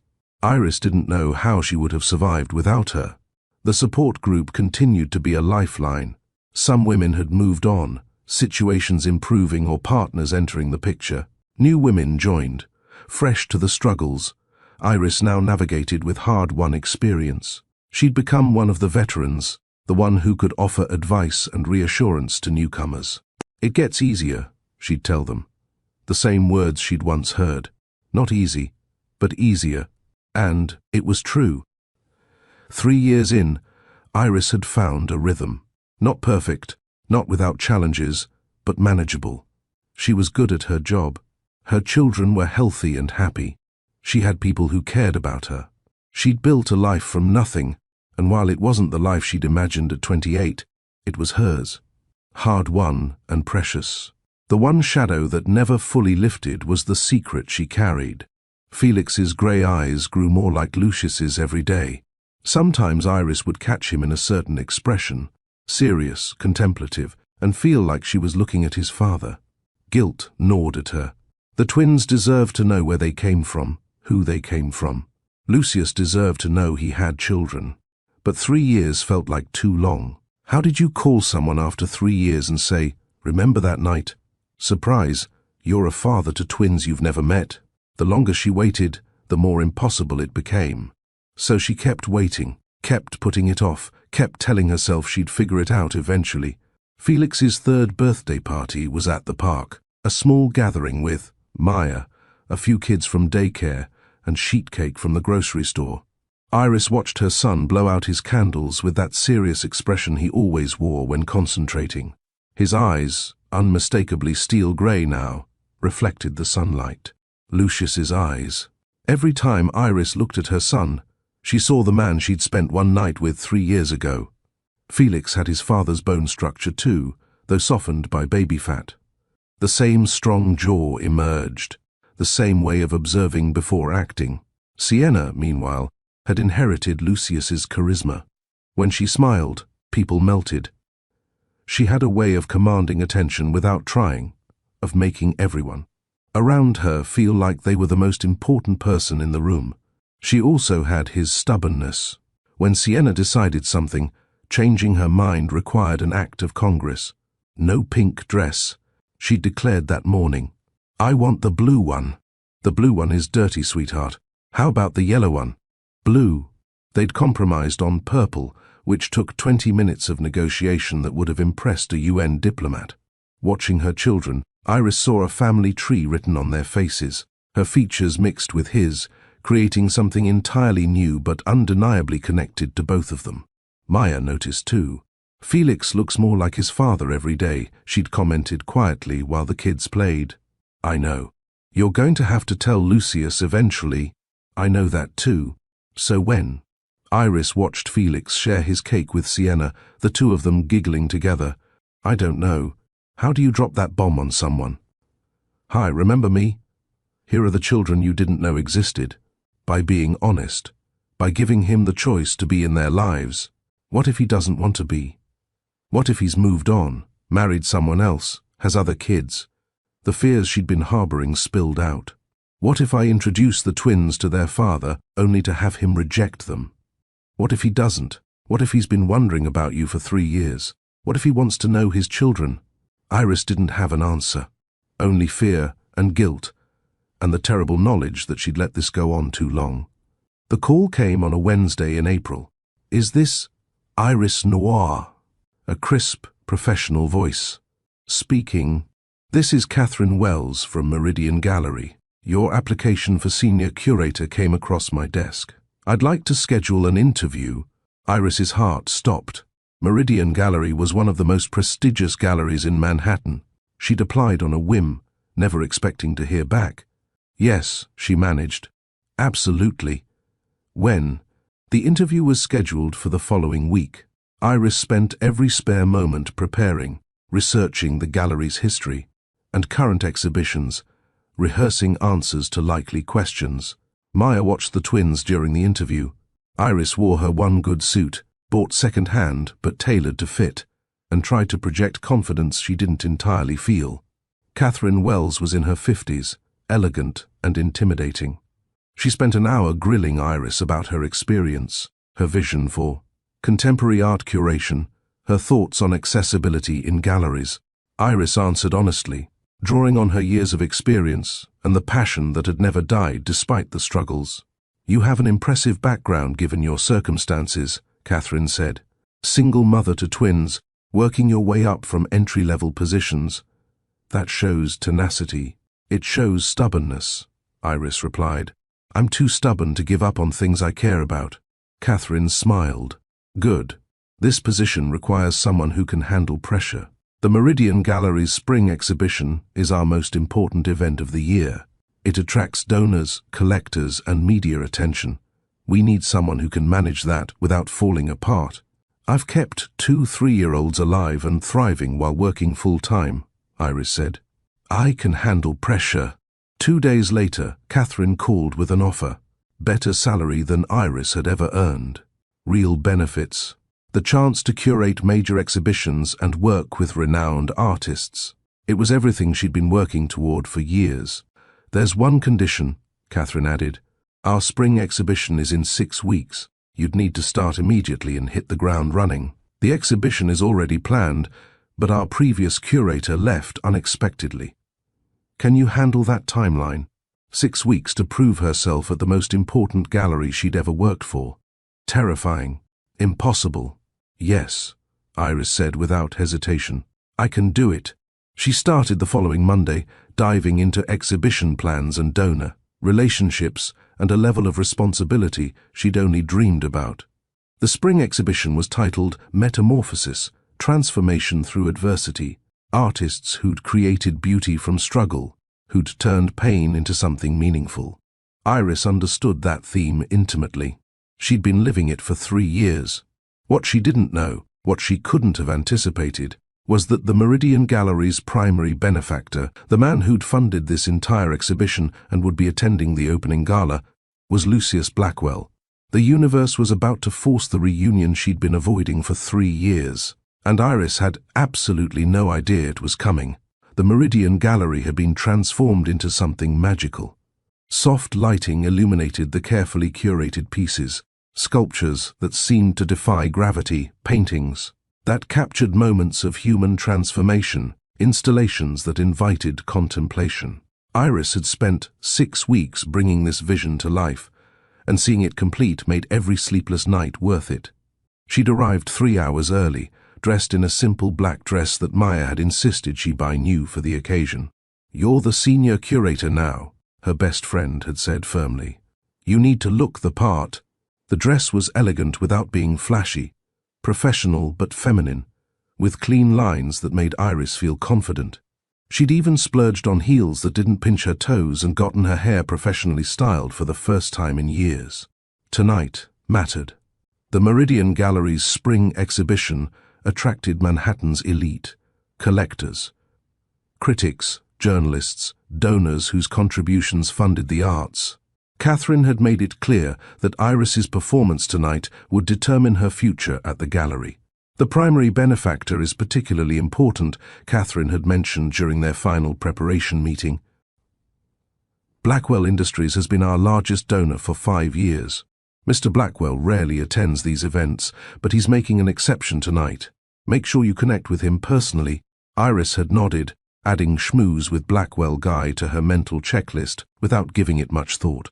Manhattan was full of wealthy benefactors with similar surnames. The coincidence hadn't even registered. Now, as guests began arriving, women in designer gowns, men in tailored suits, the air filled. With expensive perfume and champagne, Iris moved through the crowd with practiced grace. She discussed the artist's techniques, explained the exhibition's theme, guided important patrons toward pieces they might want to acquire. She was good at this. The scared girl who'd once felt like an imposter at Derek's engagement party was gone. In her place stood a woman who'd earned her position through skill and determination. "Iris, darling, the collection is magnificent," declared Mrs. Hartford, a prominent collector who'd been skeptical about the gallery hiring someone so young. "That installation in the East Wing, absolutely breathtaking. Thank you. The artist is here tonight if you'd like to meet her. I would love that. You have such an eye for talent." The compliment warmed Iris more than the champagne she'd been nursing. This was what she'd worked for. Recognition, respect, the chance to elevate artists whose work deserved attention. Catherine appeared at her elbow, elegant in silver silk. "Iris, a moment?" They stepped aside, and Catherine's expression was pleased. "You're doing wonderfully. The patrons are impressed. The press is taking notes, and we've already had 3 serious acquisition inquiries." "Well done. Thank you. I just want to do justice to the artist's work." "You are. Now, one more thing. Mr. Blackwell just arrived. He's in the main gallery examining the centerpiece installation. This would be an excellent time to introduce yourself." Iris's stomach fluttered with nerves. Meeting major donors always made her anxious. Of course. What should I know about him? Brilliant but intense. He inherited Blackwell Industries 3 years ago and has transformed it into one of the most ethically run corporations in the country. 35, unmarried, notoriously private, Catherine paused. And generous with the arts. Keeping him happy keeps this gallery funded. Understood. I'll introduce myself now. Iris made her way through the crowd toward the main gallery, mentally rehearsing her introduction. Professional, appreciative, knowledgeable about his contributions to the arts. The main gallery was less crowded. Guests had clustered in the smaller rooms where the champagne flowed more freely. Only a handful of people stood before the centerpiece. Installation, a stunning sculpture titled Phoenix Rising that represented transformation through destruction. A man stood alone before the piece, his back to her, tall, broad-shouldered, in an impeccably tailored charcoal suit. Something about his posture, the way he held himself, the angle of his head, sent recognition trickling down Iris's spine. No, it couldn't be. She took another step closer, her heels clicking on the polished floor. The man turned. Time stopped. Steel grey eyes met hers across 15 feet of gallery space, and Iris felt the earth tilt beneath her. Lucius Blackwell, the man from the Grand Meridian Hotel, the man whose children, she'd been raising for 3 years, the man she'd run from and thought about every single day since. He looked older, not physically, He was still devastatingly handsome, still had that presence that commanded attention, but there was something harder in his expression, something weathered. 3 years had left their mark on him too. For a moment, neither of them moved. They simply stared at each other across the gallery like the rest of the world had ceased to exist. Iris watched emotions flicker across his face, shock, recognition, something. That might have been joy, then something that was definitely anger. Her heart hammered so hard she thought it might escape her chest. Her carefully rehearsed introduction evaporated. She couldn't remember her own name, let alone how to make professional small talk. Iris. Her name on his lips was rough, like he hadn't said it aloud in years, but had thought it countless times. Lucius. Her voice came out barely above a whisper. He crossed the distance between them in 5 long strides, stopping just close enough that she could smell his cologne, the same scent she remembered from that night, cedar and something darker. Up close, she could see the fine lines around his eyes that hadn't been there before, the slight shadows beneath them that suggested too many sleepless nights, the tension in his jaw that spoke of anger barely contained. "You work here," he said, "not a question." "I'm the senior curator. I just started 6 weeks ago." 6 weeks. His laugh was hollow. "I've been funding this gallery for 5 years, attending maybe one event annually. Of course you'd be here the one time I decide to show up." The universe's sense of humor was cruel. People were starting to notice them. 2 people standing too close, staring at each other with too much intensity. This wasn't professional. This wasn't appropriate. Iris should step back, should introduce herself properly, should pretend they were strangers meeting for the first time. But she couldn't move, couldn't look away, couldn't do anything but stand there drowning in grey eyes that haunted her children's faces. "We should talk," Lucius said quietly. Somewhere private. Every instinct screamed at her to run, to make an excuse about her professional obligations and disappear into the crowd, to protect herself from the confrontation she'd been avoiding for 3 years. But she'd done enough running. "Okay," Iris said. They found privacy in Catherine's office, a small space on the 2nd floor, away from the gala's noise and prying eyes. Lucius closed the door behind them, and suddenly the room felt impossibly small. He stood with his back to the door, hands in his pockets, that controlled exterior barely masking the storm beneath. 3 years, he said finally. "You vanished for 3 years. I know. You left." The words were accusation and pain combined. "You woke up in my penthouse, said you had a family emergency, promised to call, and then you disappeared like you'd never existed." Iris wrapped her arms around herself, a defensive posture she couldn't help. "I'm sorry." "You're sorry?" He laughed bitterly. "Do you have any idea what that did to me? I searched for you, Iris, for months. I went to the gallery where you worked. They said you'd taken emergency leave. I went to your apartment. Your neighbor said you'd left town. I hired investigators who found nothing because you'd turned off your phone and apparently gone off the grid." The pain in his voice was a physical blow. She'd known leaving had been cruel, but hearing it laid out like this, hearing what her choices had cost him, made shame burn through her. "I thought you were dead," Lucius continued, his voice cracking slightly. "I genuinely thought that something terrible had happened to you, that the emergency had been catastrophic, and you were just gone." "Lucius." "Then, after months of searching, I had to accept a different possibility, that you were alive and well and had simply decided I wasn't worth a phone call, that whatever we'd shared that night meant nothing to you." "That's not true." The words burst out of her. "It meant everything." "Then why?" He moved closer, close enough that she had to tilt her head back to maintain eye contact. "Why did you leave? Why didn't you call? Why did you let me think you were dead or didn't care?" The hurt in his eyes was unbearable. Iris had spent 3 years telling herself she'd made the right choice, that keeping her distance had been necessary. But faced with the damage she'd caused, the justifications felt hollow. "I was scared," she whispered. "Of what?" "Of me. Of this," she gestured between them. "Of what you made me feel. Of needing someone and having them leave like everyone always leaves. Lucius was quiet for a long moment. When he spoke, his voice was softer but no less intense. "So you left first, before I could—" "Yes." The admission cost her, but it was true. "I left before you could figure out I wasn't worth staying for." The words hung between them, raw and honest. Iris felt exposed in a way she hadn't since that night 3 years ago when she'd let her walls down completely.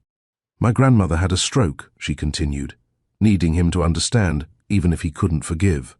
"That morning when I left, my mother called. Grandma Rose was dying. They needed money for treatment. Everything was falling apart. And I was in your penthouse wearing last night's dress, pretending I could be someone I'm not." "What do you mean, someone you're not?" "Someone who belongs in penthouses. Someone who fits into your world. Someone who doesn't have to work 2 jobs to keep the lights on." The truth poured out. "I'm not sophisticated, Lucius. I'm not elegant or polished or any of the things women in your life probably are. I'm barely keeping my head above water on a good day. You think I care about that?" He looked genuinely baffled. "You think any of that matters?" It mattered to Derek. It mattered to every person who's ever looked at me and seen someone small and struggling and not worth their time. "I'm not, Derek." Lucius's voice was hard. "I'm not whoever else hurt you. I looked at you and saw someone brilliant and strong and absolutely worth knowing. I still do." The conviction in his words made her throat tight. "You barely know me. Whose fault is that?" The anger was back, but underneath it was something more vulnerable. "I wanted to know you, Iris. I wanted to take you to dinner and learn everything about you. I wanted to see if what we felt that night could become something real, but you didn't give me that chance." "I was terrified of being a burden," she said quietly. "If you fix my problems with money and make me feel like a charity case, of starting something that was already unequal because I needed you more than you needed me. So you made the decision for both of us, decided I couldn't handle your real life, so you cut me out completely." Iris flinched at the accuracy. "Yes, that wasn't fair. I know. I was 28 and panicking, and I made a terrible choice." She met his eyes. "I'm not asking you to forgive me. I just need you to understand why." Lucius ran a hand through his hair, frustration evident in every line of his body. "I looked for you because that night mattered to me. You mattered to me, and then you were just gone. Do you know how that feels? To find something real and lose it before you can even name it?" "Yes," Iris whispered. "I know exactly how that feels." Because she'd lost it too. She'd walked away from the best night of her life and spent 3 years wondering what might have been if she'd been braver. The silence stretched between them, heavy with words unsaid and years lost. They stood 3 feet apart in Catherine's office, and the space felt like both a chasm and nothing at all. Iris could feel the pull between them, that same magnetic connection that had drawn them together in the hotel bar. 3 years hadn't diminished it. If anything, it had grown stronger, sharpened by absence and longing. "I thought about you," Lucius said quietly. "More than I should have, more than was healthy. I'd be in meetings and remember something you said about art being resilient. I'd pass the Grand Meridian and think about that night. I'd see emerald green, and my heart would stop thinking it might be you." The confession undid her. "Lucius, I dated other women," he continued. "I tried to move on, tried to convince myself you were just a memory I'd built up into something more than it was. But none of them were you. None of them made me feel what you made me feel in a few hours." Iris's eyes stung with tears she refused to let fall. "I thought about you too. Every day. I convinced myself you'd moved on, forgotten me, that I was just another woman who'd passed through your life. You were never that." He took a step closer, closing the distance. "You were the woman who saw me when I was broken and didn't try to fix me, who understood loss and transformation, who made me feel less alone. You made me feel that too." They were inches apart now, close enough that Iris could see the flecks of darker grey in his eyes, close enough to touch if she was brave enough to reach out.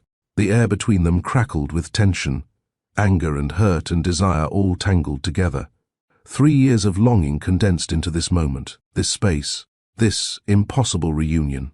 "I want to hate you for leaving," Lucius said roughly. for putting me through months of agony wondering if you were alive, for not trusting me enough to let me help. You should hate me." Iris's voice broke. "I would hate me, but I can't." His hand came up, almost touching her face before dropping. "I've tried. God knows I've tried. But you're standing here looking at me like you're drowning, and all I want to do is pull you under with me." The rawness in his voice matched the chaos in her heart.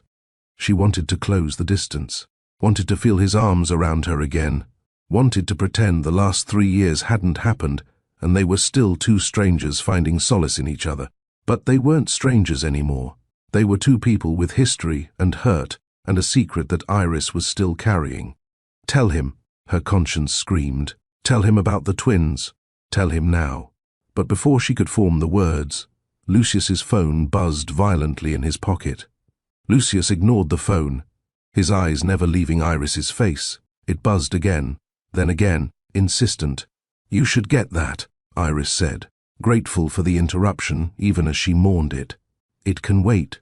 It sounds urgent." He pulled out the phone with obvious reluctance, glanced at the screen, and swore under his breath. "My assistant. She wouldn't call during an event unless—" he answered. "This better be critical." Iris watched his expression shift from irritation to serious focus. "When? How bad?" "No, don't wait for me.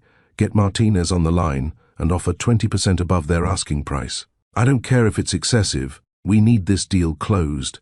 A pause. "I'll be on the next flight. Have the jet ready in 2 hours."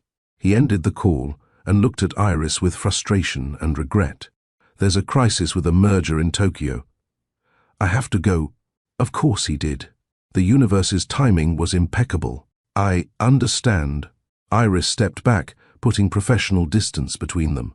"Thank you for attending the exhibition." "Don't." Lucius caught her wrist, gently but firmly. "Don't retreat into formal pleasantries. Not after—" he gestured at the space between them. "Not after this." "What do you want me to say?" "I want you to promise you won't disappear again." His grip on her wrist tightened slightly. "I want you to look me in the eye and swear that when I come back from Tokyo, you'll still be here." The intensity in his gaze made it impossible to look away. "I'll be here. I work here now. I'm not going anywhere." "That's not what I'm asking." He pulled her closer. "I'm asking if you'll talk to me. Really talk. About what happened 3 years ago. About why you're looking at me like you're terrified. About what the hell we're supposed to do with this. The connection is still crackling between them. The unfinished business. The possibility of something more. Yes," Iris heard herself say. "I'll talk to you. Before we continue, I need to take a quick moment. If you're loving this story, if your heart is racing, wondering what's going to happen when Iris tells Lucius about the twins, do me a favor and hit that like button right now. It helps Mr. Steele Rich Stories reach more people who appreciate these deep, emotional love stories. And if you're already thinking about sharing this with a friend who loves romance, go ahead and do that too. Stories like this are meant to be shared, discussed, and experienced together. All right, back to Iris and Lucius. Because things are about to get even more complicated. Lucius released her wrist but didn't step away. "I'll be in Tokyo for 3 days, maybe 4. When you get back, we'll talk. I promise." He studied her face like he was memorizing it, like he was afraid she might vanish if he looked away. "Can I have your number, or are you going to make me hire another investigator to find you?" The attempt at humor didn't quite mask the real fear beneath it. He genuinely thought she might run again. Iris pulled out her phone with shaking hands and recited her number. Lucius entered it immediately and called her so she'd have his. "Don't block me," he said. "Don't ignore my calls. Don't convince yourself that running is easier than facing this." "I won't." She meant it. She was done running. "Lucius, tell me when I get back." His thumb brushed across her knuckles, a touch so brief it might have been accidental, but felt entirely deliberate. "Whatever you need to say, tell me when I can actually stay and listen." He was giving her time. Time to figure out how to confess that she'd been raising his children for 3 years. Time to prepare for the conversation that would change everything. Time she desperately needed, but also dreaded. Safe flight, Iris managed. Lucius looked like he wanted to say more, but his phone buzzed again. Another urgent message. 3 days, 4 at most. Then we finish this conversation. He left, and Iris stood alone in Catherine's office, her heart pounding and her mind racing. Through the door, she could hear the gallery gala continuing, guests laughing, champagne, glasses clicking, the successful exhibition celebrating transformation through adversity. The irony wasn't lost on her. She pulled out her phone and stared at Lucius's contact information. A direct line to the man whose children were probably asleep right now at Maya's apartment, unaware that their entire world was about to change. Iris made it through the rest of the gala on autopilot. She smiled at patrons, discussed acquisitions, and accepted compliments on the exhibition's success. Catherine was thrilled. They'd exceeded fundraising goals, secured commitments from major collectors, and received praise from every influential critic in attendance. "You were brilliant tonight," Catherine said as the last guests departed. Mr. Blackwell seemed particularly impressed. "I saw you two talking. Did you make a good connection?"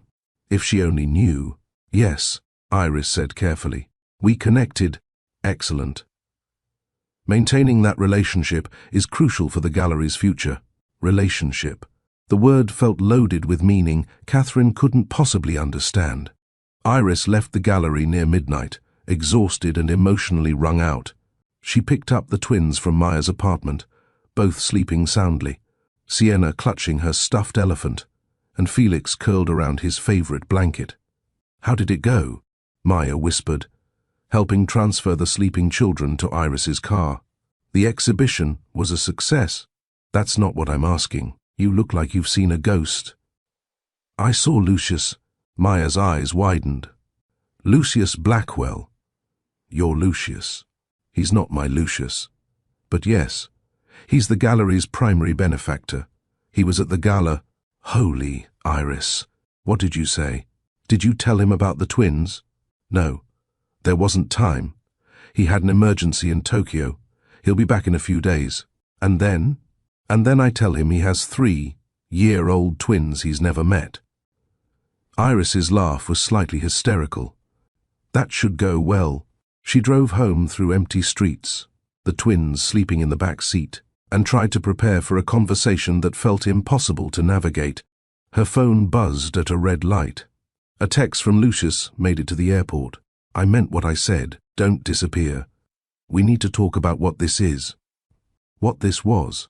A question Iris had been avoiding for 3 years. Another text arrived before she could respond. "Have dinner with me when I get back. Let me take you somewhere we can talk without interruptions." Dinner. Like a date. Like they were normal people with a normal history instead of 2 strangers who'd created life together and then spent 3 years apart. Iris typed and deleted 5 responses before settling on, "Okay. Text me when you're back in the city." His response came immediately, "I will. Sleep well, Iris." She wouldn't sleep well. She'd lie awake staring at her ceiling, trying to find words for the impossible truth she had to share. But she typed back, "You too." At home, Iris carried the sleeping twins to their room and watched them settle into their beds. Sienna immediately sprawled across her mattress, limbs akimbo like a starfish. Felix curled tight, his face peaceful in sleep. Her babies, her entire world. In 3 days, she'd tell their father they existed. The terror of that reality made her knees weak. She sat on the floor between their beds, back against the wall, and let herself feel everything she'd been suppressing all night. Fear, overwhelming, paralyzing fear. What if Lucius was furious? What if he accused her of trapping him? What if he thought she'd hidden the twins deliberately to come back later with demands? Worse, what if he wanted nothing to do with them? What if he took one look at Sienna and Felix and decided fatherhood wasn't for him? She couldn't bear the thought of her children being rejected. They were perfect, precious, deserving of a father who would love them unconditionally. But she also couldn't keep lying, couldn't keep this secret while trying to build something real with Lucius. The internal battle raged. Part of her wanted to run again, to quit the gallery, move to a different city, protect her children from the potential pain of their father's rejection. But running had cost her 3 years already. Running had hurt Lucius and deprived her children of their father and trapped her in a prison of her own making. She was done running. Iris looked at Felix's face, so like his father's, at Sienna's expressive features that reminded her of Lucius in unguarded moments. These children deserved to know where they came from, deserved the chance to have a father if he was willing to be one. And Lucius deserved the truth, deserved the choice she'd denied him 3 years ago. Whatever happened next, anger, rejection, complicated legal battles over custody, she'd face it, because the alternative was continuing to live in fear, and fear had already stolen too much. Her phone buzzed. Another text from Lucius, sent from somewhere over the Pacific. I spent 3 years thinking you were the one that got away. Now I have a chance to find out if what we felt was real. Don't take that from me again. The message broke something open in her chest. He still wanted this, still wanted her. Despite the hurt, despite the years lost, he was willing to try. She owed him honesty. She owed her children the possibility of a father. She owed herself the courage to stop hiding. Iris looked at her sleeping twins and made a promise. When he gets back, I'll tell him everything. I'll tell him about you both, and whatever happens after that, we'll face it together. Sienna stirred in her sleep, murmuring something unintelligible. Felix's hand reached out unconsciously, finding his sisters across the space between their beds. Even in sleep, they looked out for each other. That same fierce love would guide Iris through the conversation she'd been dreading.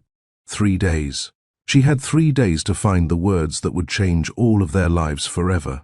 3 days until Lucius Blackwell discovered he was a father. 3 days until the secret she'd been carrying came crashing into the open. The waiting would be agony. But the truth, finally, terrifyingly, was coming. And there was no running from it this time. Iris didn't sleep that night, or the next, or the one after that. She lay in bed staring at the ceiling, running through 1,000 different versions of the conversation she needed to have. Each imagined scenario ended differently, some with Lucius understanding, others with him walking away, a few with lawyers and custody battles that made her stomach churn. The twins sensed her anxiety. Children always did. "Mama sad?" Felix asked on the second morning, his small hand patting her cheek as she made breakfast. "Mama's just tired, sweetheart." "Why are you tired?" Sienna demanded, never one to accept simple answers. "Because I'm about to tell your father you exist, and I'm terrified of how he'll react. Because I spent 3 years hiding you from him, and now I have to face the consequences. Because everything is about to change." "Just grown-up stuff," Iris said instead, kissing both their foreheads. "Nothing for you to worry about."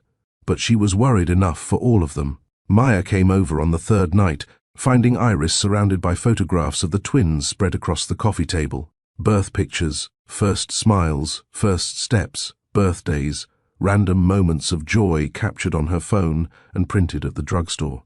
"You're really doing this," Maya said, settling on the couch beside her. "I have to. I should have done it 3 years ago. You were scared. You were protecting yourself and them.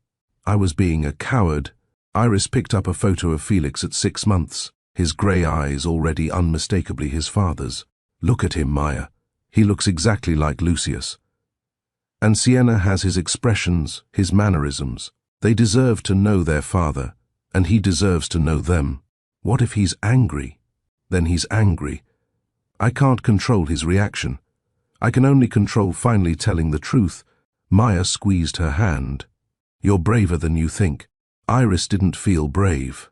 She felt like she was standing on the edge of a cliff, about to jump and hoping there was water below instead of rocks. Lucius's texts came daily from Tokyo, updates about the merger, complaints about jet lag, messages that felt almost normal despite the weight of what remained unsaid. And day 3, and I'm ready to come home. Tokyo is exhausting. The merger closed. Heading to the airport in an hour, and landing at JFK at 6 a.m. your time. Dinner tomorrow night? I made reservations at Le Bernardin. Le Bernardin, one of the most exclusive restaurants in Manhattan, the kind of place Iris had only read about in magazines. She texted back, "Can we go somewhere quieter? I need to talk to you about something important." His response came quickly, "That sounds ominous." Changed reservation to a small French place in the village. More private. 7 p.m. tomorrow. Perfect. I'll meet you there. But Iris, whatever you need to tell me, it'll be okay. We'll figure it out. If only he knew what he was promising. The morning of the dinner, Iris woke with absolute clarity. No more wavering, no more second guessing. Today she would tell Lucius the truth, and whatever came after would come. She spent the morning with the twins at the park, memorizing their laughter as they played on the swings. Felix's careful approach to the slide, testing each step. Sienna's fearless leap into the sandbox, announcing to everyone that she was building a castle. "These are my babies," another mother said, pointing to her own children. "Twins, too. How old are yours?" 3. "I just turned 3 in February. Mine is 18 months. Does it get easier?"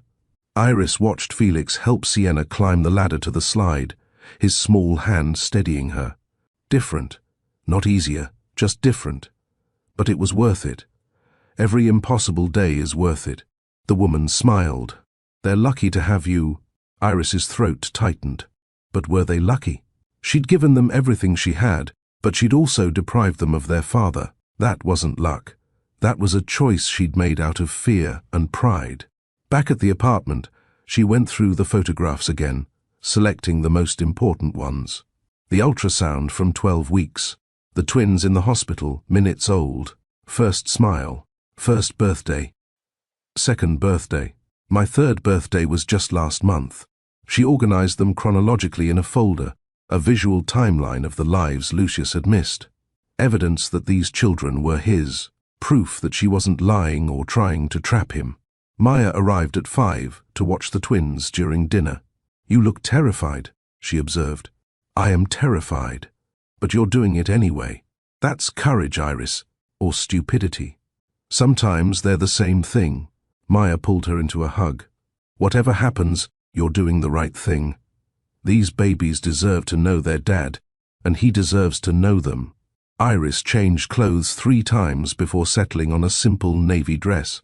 Professional enough to feel armored, soft enough to not seem cold. She twisted her hair up, then let it down, then up again. "Mama." "Pretty," Sienna declared, watching from the bed. "Where is Mama going?" Felix asked. "Mama has to talk to someone about something very important." "What is important?" "How did you explain to a 3-year-old that you were about to tell a stranger he was their father?" "You didn't. You kissed their foreheads and promised you'd be back soon and hoped. You weren't about to destroy the fragile stability you'd built." "I love you both so much," Iris whispered, holding them close. "Remember that, okay? No matter what happens, Mama loves you." "Love you too, Mama," they chorused, already distracted by the tablet Maya had brought. Iris left before her courage failed, the folder of photographs clutched against her chest like a shield. The restaurant was tucked away on a quiet street in the West Village, the kind of place locals loved and tourists never found. Small, maybe 15 tables, with exposed brick walls and soft candlelight that made everything feel warm and intimate. Lucius was already there, seated at a corner table that offered privacy. He stood when he saw her, and Iris's breath caught the way it always did when she looked at him. 3 days in Tokyo hadn't diminished his effect on her. If anything, absence had sharpened it. "You came," he said, like he genuinely worried she might not. "I promised I would." He pulled out her chair, waited until she was seated before taking his own seat across from her. The table was small enough that their knees almost touched beneath it. "You look beautiful," Lucius said, "but terrified. Should I be worried about whatever you need to tell me?" Iris set the folder on the table between them, her hands shaking slightly. "I don't know how to do this. I've practiced 1,000 different ways to say it, and none of them feel right. Just say it. Whatever it is, just tell me. I need you to promise you'll let me explain everything before you react." His expression grew serious. "Iris, you're scaring me. Promise me, Lucius." "Okay, I promise." I'll listen to everything before I respond. Iris took a deep breath, gathering courage from some reserve she didn't know she possessed. That night at the Grand Meridian, when I left your penthouse, I wasn't just running from my grandmother's medical crisis. What else were you running from? The possibility of needing you, of falling for you and having you leave, of being vulnerable and getting hurt. She met his eyes. I was terrified of what you made me feel, so I ran, and I convinced myself it was the right choice. We've established that. His voice was gentle. I'm not happy about it, but I understand fear. There's more. Her fingers touched the edge of the folder. About 6 weeks after that night, I discovered I was pregnant. The words hung in the air between them. Iris watched Lucius process them and saw the moment comprehension dawned. Pregnant, he repeated slowly. Yes, with my child, children, twins, a boy and a girl. Her voice broke. You have 3-year-old twins, Lucius, Felix and Sienna, and I've been raising them alone because I was too scared and too proud to tell you. Silence. Complete, devastating silence. Lucius stared at her like she'd spoken a foreign language. His face had gone pale, his hands gripping the edge of the table. Twins, he finally said. 3 years old. Yes, I have children. Children who are 3 years old. Children I've never met. The pain in his voice was a knife to her heart. Yes. Why? The single word carried the weight of 3 years of questions. Why didn't you tell me? Because I was terrified you'd think I was after your money. Because I was ashamed that I couldn't support them on my own. Because the longer I waited, the more impossible it became to reach out. Tears spilled down her cheeks. Because I'm a coward who made terrible choices out of fear, and I'm so sorry. Lucius's hands shook as he reached for the folder. May I? Iris nodded, unable to speak past the lump in her throat. He opened it slowly, carefully, like it contained something precious and fragile. The first photograph was the ultrasound, 12 weeks, 2 tiny forms visible on the grainy image. Lucius's breath caught. The next photo was from the hospital. 2 newborns, impossibly tiny, swaddled in standard issue hospital blankets. The card listed their weights, their lengths, their times of birth. Trois Sienna Rose Noire, 5 lbs 3 ounces, 18 inches, 1223 p. Emeranda. And Felix James Noir, 5 lbs 7 ounces, 19 inches, 12:38 p.m. Binbinentet. Lucius touched the photo with trembling fingers. They were so small, premature by 2 weeks, but healthy, perfect. He turned to the next photo. Iris in the hospital bed, exhausted and radiant, holding both babies. Then, close to ups of each twin, Sienna mid, cry, her face scrunched in displeasure. Felix calm and alert, his eyes already that distinctive grey. He has my eyes, Lucius whispered. Yes, from the beginning, even when they were that newborn blue, grey. I could see you in him. More photos. 3 months, 6 months, 9 months. First smiles, first time sitting up, first teeth. The twins together, always together, looking at each other with obvious devotion. 1-year-old. A birthday cake. Sienna's face covered in frosting. Felix watching her with amusement. 2 years old. At the park, on swings, building with blocks. 3 years old. Their most recent birthday, a small celebration with a store, bought cake and homemade decorations. Lucius went through every photo slowly, studying each one like he was trying to memorize 3 years of moments in minutes. They're beautiful, he said, his voice rough with emotion. They're absolutely beautiful. They are. Iris wiped at her tears. They're smart and funny and exhausting and perfect. Sienna is fierce and dramatic and demands the world's attention. Felix is quiet and observant and so thoughtful it sometimes scares me. Lucius looked up from the photos, his eyes bright with unshed tears. I'm a father. I'm a father, Lucius repeated, like testing the words.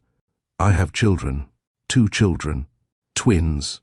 The shock on his face was transforming into something else, disbelief, giving way to wonder, anger softening into something more complex. For 3 years, I've been a father and didn't know it. He looked back at the photos, at Felix's grey eyes and Sienna's joyful expression. I missed everything. Their births, their first words, their first steps. Everything. I know. I'm so sorry. Let me finish. His voice was strained but controlled. I missed 3 years because you decided I didn't deserve to know.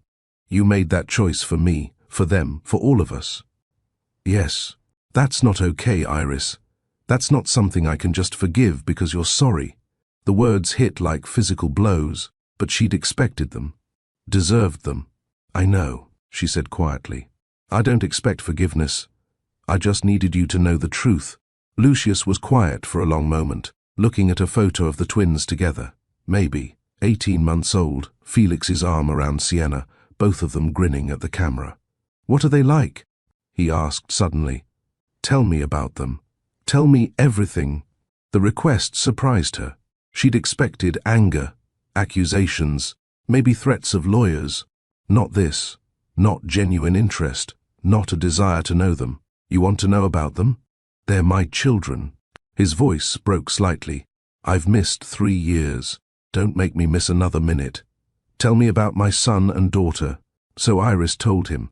She told him about the pregnancy, the shock of discovering twins, the difficult first trimester, the exhaustion and fear and determination to give them the best life she could. She told him about their births, 8 hours of labor, Sienna arriving first and announcing her presence with screams, Felix following quietly behind, how holding them both for the first time had felt like her heart was too full to fit in her chest.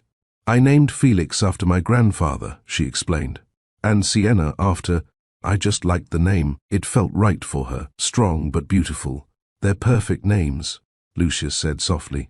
She told him about their first year, the sleepless nights, the constant feedings, the terror of being responsible for 2 tiny humans, about Sienna's colic that lasted 4 months, about Felix's ability to sleep through anything, about the first time they'd smiled at her and made every difficult moment worth it.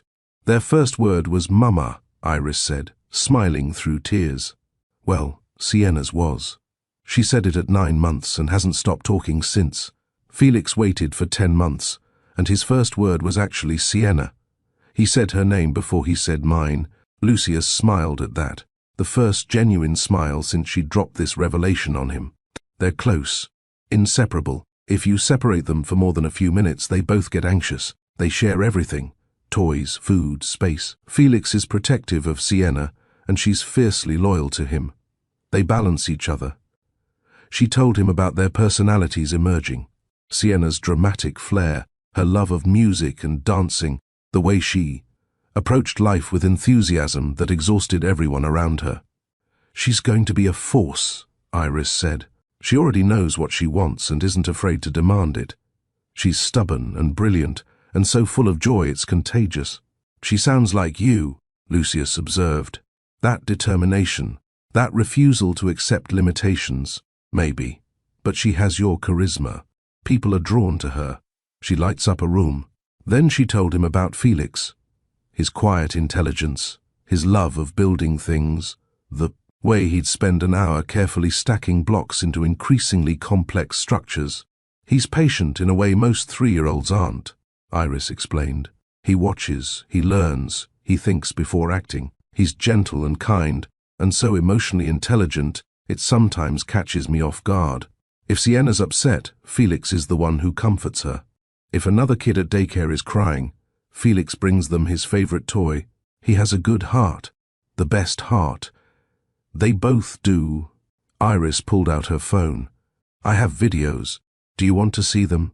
Yes. The word was immediate, desperate. Please. Iris pulled up the first video, just from last week. Felix at their apartment, surrounded by wooden blocks, carefully constructing what looked like a castle. See how deliberate he is, Iris narrated softly. Each block is placed exactly where he wants it. He's been building things since he could sit up. Towers, bridges, entire cities on our living room floor. In the video, Sienna appeared, dancing around Felix's construction. What are you making, Felix? Castle, her brother replied, not looking up from his work. For me? For both of us. The simple exchange made Lucius's eyes shine with tears. They sound like you. Their voices. They do. Sienna never stops talking. Felix is more selective, but when he speaks, it's usually something profound. The next video was Sienna's latest masterpiece, dancing in the living room to music from a kids' show, completely uninhibited. She spun and jumped and moved with absolute confidence, narrating her own performance. I'm a princess. No, a superhero. No, a princess superhero. Felix could be heard off camera. You're just Sienna. I'm amazing, Sienna. Lucius laughed, a sound caught between joy and grief. She really is fierce. She knows she's amazing and wants everyone else to know it too. Iris scrolled to another video. This one's my favorite. The video showed both twins at bedtime, cuddled together in Felix's bed, even though they each had their own. Sienna was chattering about her day, while Felix listened with patient attention. And then Mama made pancakes, but they were burnt, but I ate them anyway because I'm brave. Felix, are you listening? I'm listening. Good. Because you're my best friend, and best friends. Listen, you're my best friend too, Felix said seriously. I know. We're best friends forever and ever and ever. The video ended with both of them giggling, already half asleep. Lucius set the phone down carefully, his hands trembling. They're incredible. They are. They're the best thing I've ever done, even though I did everything wrong getting there. For the next hour, they sat in that quiet French restaurant, while Iris shared 3 years of memories. The time Sienna convinced Felix they could fly, and they both jumped off the couch, resulting in Iris' first trip to the emergency room for a suspected broken wrist that turned out to be just bruised. The time Felix learned about sharing and gave away half his Halloween candy to kids who hadn't gone trick-or-treating. The time Sienna decided she wanted to be a doctor and spent 2 weeks putting bandages on everything, furniture, toys, Maya, a very patient neighbor's cat. Every story Lucius absorbed with an intensity that was almost painful to watch. He laughed at the funny moments, looked stricken at the challenges Iris had, faced alone, asked questions about details she hadn't thought to include. What's Felix's favorite food? Peanut butter sandwiches, specifically cut into triangles. Squares are unacceptable. What about Sienna? Anything she can eat with her hands. She's not big on utensils, too slow. Do they sleep through the night now? Mostly. Sienna still has occasional nightmares. Felix sleeps like the dead once he's out. What do they call Maya? Auntie Maya. She's been there since the beginning. They adore her. Each answer painted a picture of lives Lucius had missed, children he'd never met, but was clearly already falling in love with through stories and photographs. I want to meet them, he said finally. I want to be part of their lives. Relief flooded through Iris so intensely she felt dizzy. You do? They're my children, Iris. Of course I want to meet them. I want to know them. His voice caught. I want to be their father, if you'll let me. There are things we need to figure out, Lucius continued, his voice steadier now. Legal things, custody arrangements, how we're going to co-parent children we've been raising separately. I know. I'll agree to whatever you think is fair. DNA test, legal agreements, whatever you need. I don't need a DNA test. He gestured to the photos, to Felix's grey eyes staring out from multiple pictures. I can see myself in them, but yes, we'll need legal arrangements. Not because I don't trust you, but because they deserve that security. Iris nodded, grateful he was being practical even as her heart raced. But I need you to understand something, Lucius said, leaning forward. Whatever happens between us, whether we figure out how to be together or decide, we're better apart. My relationship with Felix and Sienna is separate from that. They're my children. I'm going to be their father. That's not conditional on anything else. I understand. I'm angry, Iris. I'm furious that you kept this from me for 3 years. That anger isn't going away quickly. His eyes held hers. But I'm also grateful. Grateful you finally told me. grateful you raised them to be these incredible little humans. Grateful that despite everything I missed, I still have a chance to be part of their lives going forward." The complexity of his emotions was written on his face.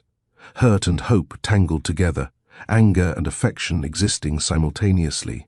"I will spend the rest of my life making this up to you," Iris said. "To you and to them. I don't know how, but I will. You can start by letting me be involved, really involved, not occasional visits or photographs. I want to be their father in every sense of the word." Okay. The word was agreement and surrender. "We'll figure it out together." "Together," Lucius echoed. "That's going to take some getting used to. But for them, I'll figure out how to work with you. For them. Not for her. Not for whatever remained of that night 3 years ago. For the children they'd created and who deserved both their parents." It wasn't the romantic reunion Iris had sometimes imagined in her weakest moments. But it was real, honest, and focused on what actually mattered. The twins would know their father. That was what counted. They ordered food, neither of them really ate, continuing to talk through logistics. When could he meet the twins? How would they introduce him? What kind of schedule could they work out? "I want to do this right," Lucius said. "I don't want to overwhelm them or confuse them. They're 3. How do you explain to 3-year-olds that the stranger showing up is their father?"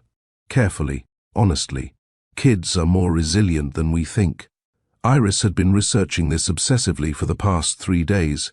"We introduce you as Mama's friend first. Let them get comfortable. Then, when the time is right, we tell them the truth in a language they can understand."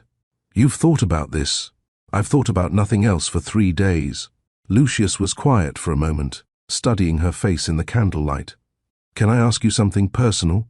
After everything I just told you, I don't think there's anything more personal left. The night we met. What we felt. Was that real for you, or was I just a distraction from a bad evening?" The question surprised her. It was real. Terrifyingly real. "That's why I ran. And now, 3 years later, sitting here with all this between us, what do you feel?" Iris's heart hammered. Honesty had brought her this far. It would have to carry her the rest of the way. "I never stopped wanting you," she admitted. "I convinced myself I had. Told myself it was just one night, just chemistry, just a moment that didn't mean anything lasting. But I was lying to myself." Lucius's expression was unreadable. "Go on." "Every time I looked at Felix's eyes or heard Sienna laugh, I thought about you. I wondered where you were, if you ever thought about me, if you'd moved on and found someone who didn't run away." The words tumbled out. "I told myself I was protecting everyone by staying away, but really I was just protecting myself from the possibility of caring about someone and losing them. You didn't lose me. You left. I know. And I've regretted it every day for 3 years." Lucius reached across the table, his hand covering hers. The touch sent electricity through her, just like it had that first night. "I never stopped wanting you either," he said quietly. "I tried. God knows I tried. Told myself you were just a memory, just a woman I'd spent a few hours with. But you stayed with me, Iris. In every quiet moment, every time I felt alone, I thought about you." "Lucius, I don't know what this is." He gestured between them. "I don't know if we can build something real from one perfect night and 3 years of separation and the massive complication of children. We're just learning to co-parent. Neither do I.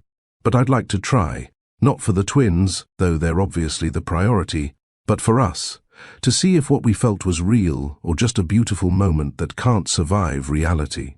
Hope bloomed in Iris's chest, fragile but persistent. "You want to try, even after everything?" "I'm still angry. I'm still processing. I'm probably going to say things I regret and make mistakes because I'm learning to be a father on the fly." He squeezed her hand. "But yes, I want to try. If you do, I do." More than anything, they sat there holding hands across the table, 2 people with a complicated past and an uncertain future, bound together by children they'd created in one perfect night. It wasn't simple. It wouldn't be easy. But it was real. And real, Iris was learning, and was worth fighting for. "When can I meet them?" Lucius asked. Whenever you're ready. Tomorrow if you want. Tomorrow. He smiled, tentative but genuine. I'd like that. Tomorrow, Lucius Blackwell would meet his children for the first time. Tomorrow, everything will change. But tonight, in a small French restaurant in the village, two people who'd spent 3 years apart took the first step toward building something together. It was the beginning. Messy, complicated, but theirs. And that was enough. Iris didn't sleep that night either, but this time it was different. Not fear keeping her awake, but anticipation. Tomorrow, Lucius will meet his children. Tomorrow, her carefully constructed world would expand to include him. She spent the morning cleaning the apartment, not that it was particularly dirty, but she needed to do something with her nervous energy. She changed the twins' clothes 3 times before settling on simple jeans and their favorite shirts. Felix's had a dinosaur on it. Sienna's was bright purple with sparkles. Why are you changing us again, Mama? Sienna demanded, hands on her hips in a pose of pure exasperation. Because we have a special visitor coming today. Who? This was it. The conversation Iris had been dreading and preparing for in equal measure. She sat down on the couch and pulled both twins close. Remember how I told you that every person has a mama and a daddy? Yes, Felix said seriously. But we just have you. That's what I thought too. But it turns out, you do have a daddy. He just didn't know about you until now. Sienna's eyes widened. We have a daddy? Yes, sweetheart. His name is Lucius, and he's very excited to meet you both. Where was he? Felix asked, his logical mind already working through the implications. He was far away, and I made a mistake by not telling him about you sooner. But now he knows, and he wants to be part of your lives. What's he like? Sienna asked, ever practical. He's kind and smart. He works very hard. And Felix, you look a lot like him. You have his eyes. Felix touched his own face thoughtfully. My eyes.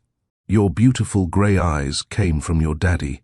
The twins processed this information with the remarkable adaptability of 3-year-olds. No anger, no resentment that he'd been absent, just simple acceptance that their world was expanding. When will we meet him? Sienna demanded. This afternoon. He's coming here to your home, where you feel safe and comfortable. What if we don't like him? Felix asked quietly. Iris pulled him closer. Then we figure that out together. But I think you will like him, and I know he already loves you both very much. How would he love us if he never met us? Ever the skeptic, Sienna asked the hard questions. Because you're his children. And sometimes love happens even before you meet someone. Like how I loved you both before you were born. That seemed to satisfy them, for now. At noon, Maya came over to provide moral support. She found Iris pacing the apartment while the twins played with blocks, oblivious to their mother's anxiety. You're going to wear a hole in the floor, Maya observed. I'm terrified. What if they don't like him? What if he says something wrong? What if Felix shuts down or Sienna gets overwhelmed? Then you handle it. The same way you've handled everything else. Maya caught Iris's hands, stopping her pacing. You've been brave before. Be brave now. I don't feel brave. Brave doesn't mean not being scared. It means doing the right thing even when you're terrified. The words resonated. Iris looked at her children, playing peacefully, about to have their lives changed forever. I spent 3 years avoiding this because I was scared, Iris said quietly. Scared of being judged, scared of losing control, scared of needing someone. But my fear hurt everyone, Lucius, the twins, even me. So, what changed? I realized that being a good mother doesn't mean doing everything alone. It means doing what's best for my children, even when it's hard. Even when it scares me. Iris squared her shoulders. Felix and Sienna deserve a father. Lucius deserves to know his children. My fear doesn't get to decide that for them anymore. That's the bravest thing I've ever heard you say. Iris knelt down next to the twins. Can I tell you both something important? They stopped playing, giving her their full attention. Felix's quiet focus, Sienna's vibrant interest. Sometimes grown-ups have to do things that scare them, Iris said. Like today. I'm scared about you meeting your daddy, because I want everything to be perfect and I know it might not be. Why are you scared, Mama? Felix asked, his small hand finding hers. Because I love you both so much and I want you to be happy. And change can be scary, even when it's a good change. Being brave means doing scary things, Sienna announced with the absolute certainty of a 3-year-old who'd clearly been listening to too many children's programs. Exactly. Being brave means doing the right thing even when you're scared. And telling your daddy about you, letting him into our lives, that's the right thing, even though it scares me. We can be brave together, Felix said seriously. Iris pulled them both into a fierce hug. Yes, we can be brave together. The doorbell rang at exactly 2 o'clock. Iris opened the door to find Lucius standing in her hallway, looking more nervous than she'd ever seen him. He wore jeans and a simple navy sweater, clearly making an effort to seem approachable rather than intimidating. In his hands were 2 wrapped presents. "Hi," he said, his voice slightly unsteady. "Hi, come in." He stepped into the small apartment, and Iris saw him taking in the modest space. So different from his penthouse. The thrift store furniture, the toys scattered across the floor, the children's artwork taped to the walls. This was her life, unvarnished and real. The twins stood in the living room, Felix slightly in front of Sienna his usual protective stance, watching this stranger with curious eyes. Lucius stopped a few feet away, giving them space. For a long moment, everyone just stared. Then Felix tilted his head, studying Lucius with that intense focus he inherited from his father. "You look like me," Felix said finally, his voice matter of fact. Lucius's breath caught. "I do? Your eyes, they're the same as mine." Felix walked closer, fearless in his observation. "Mama said I have your eyes." "You do." Lucius knelt down to be at Felix's level. "You have my eyes, and I think you have my nose too." Felix touched his own nose thoughtfully. "This nose? That exact nose? I like my nose," Felix decided. "So that's good." Lucius laughed, a sound caught between joy and tears. "I like your nose too. It's a very good nose." Sienna had been watching this exchange with narrowed eyes, taking her time to assess before committing. "Mama says you're our daddy," Sienna announced, hands on her hips. "I am," Lucius confirmed. "Where have you been?" Direct, as always. Iris started to intervene, but Lucius held up a hand, indicating he wanted to answer. "I didn't know you existed," he said honestly. "Your mama and I met for one night, and then we lost each other. I didn't know she was having babies. But now I know, and I'm here." Sienna considered this. "You gonna stay?" "Yes." "I'm not going anywhere. Promise?" The word hung heavy. Lucius met Iris's eyes briefly, then looked back at Sienna with absolute seriousness. "I promise. I'm your daddy, and daddies don't leave their children." "Not ever." Sienna studied him for another long moment, then apparently reached a decision. "Okay, you can stay, but if you're our daddy, you have to play with us. I would love to play with you. I like to dance and paint and jump and sing."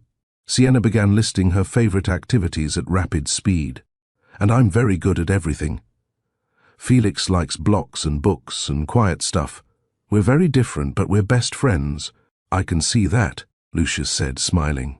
"You complement each other." "What's a compliment?" "It means you make each other better. You balance each other out." "Oh, yeah, we do that." Sienna grabbed his hand with the casual confidence of a child who'd decided someone was acceptable. "Come see my paintings. They're on the wall, and they're very beautiful." Lucius let himself be pulled toward the kitchen, where Iris had indeed taped Sienna's latest artistic creations to the wall. "This one is a princess," Sienna narrated. "And this one is a dragon. And this one is a princess riding a dragon, because girls can do anything." "They absolutely can," Lucius agreed. "These are wonderful, Sienna." Felix had followed them, still observing quietly. Iris watched her son study his father, taking in every detail with that careful attention he gave to things that mattered. "Do you like building?" Felix asked finally. I do. I build buildings for my job. Very big buildings. I build with blocks. Want to help? The invitation was offered shyly but with hope. Lucius's eyes grew bright. I would love to help you build. Within 20 minutes, Lucius Blackwell, CEO of a multi-billion-dollar corporation, one of the most powerful men in New York, was sitting on Iris's living room floor surrounded by wooden blocks while Felix explained his architectural vision. The tower has to be exactly this tall, Felix said, demonstrating. And the base has to be wide, or it falls down. That's good structural thinking, Lucius praised. Do you want to make it taller? Yes. But we need more blocks. Then we'll build a solid foundation and work our way up. Always start with a strong base. Iris watched from the kitchen, her heart so full it physically hurt. This was her son, serious, thoughtful Felix, engaging with his father over shared interests. No awkwardness, no hesitation. Just two builders collaborating on a project. Meanwhile, Sienna had dragged out the art supplies. You paint too, she informed Lucius. Not a request, a demand. I'm not very good at painting, Lucius admitted. That's okay. I'll teach you. Sienna sets up paper and paints with the efficiency of a tiny drill sergeant. First, you pick colors. What's your favorite color? Blue, I think. Good choice. Blue is pretty. Now you paint whatever you feel. What do you feel? Lucius asked. Sienna considered it seriously. I feel happy. So I'm painting happily. She proceeded to cover her paper in bright, chaotic swirls of color. Lucius attempted something that might have been a house, or possibly a very abstract tree. Sienna watched critically. It's not very good, she announced. But it's okay. You just need practice. I'll help you get better. Thank you, Sienna. I appreciate that. You're welcome. That's what daughters do. They help their daddies. The casual way she said daddy made Lucius's hand shake slightly. He set down the paintbrush and looked at both children, Felix building beside him, Sienna painting with absolute confidence. Can I tell you both something? He asked. They stopped what they were doing, giving him their attention. I know I haven't been here before today, and I know that's confusing and maybe not fair, but I want you to know that I'm here now and I'm not leaving. You're the most amazing, wonderful children I've ever met, and I'm so lucky to be your daddy. Felix processed this with his usual thoughtfulness. Do we call you daddy? You can call me whatever feels comfortable.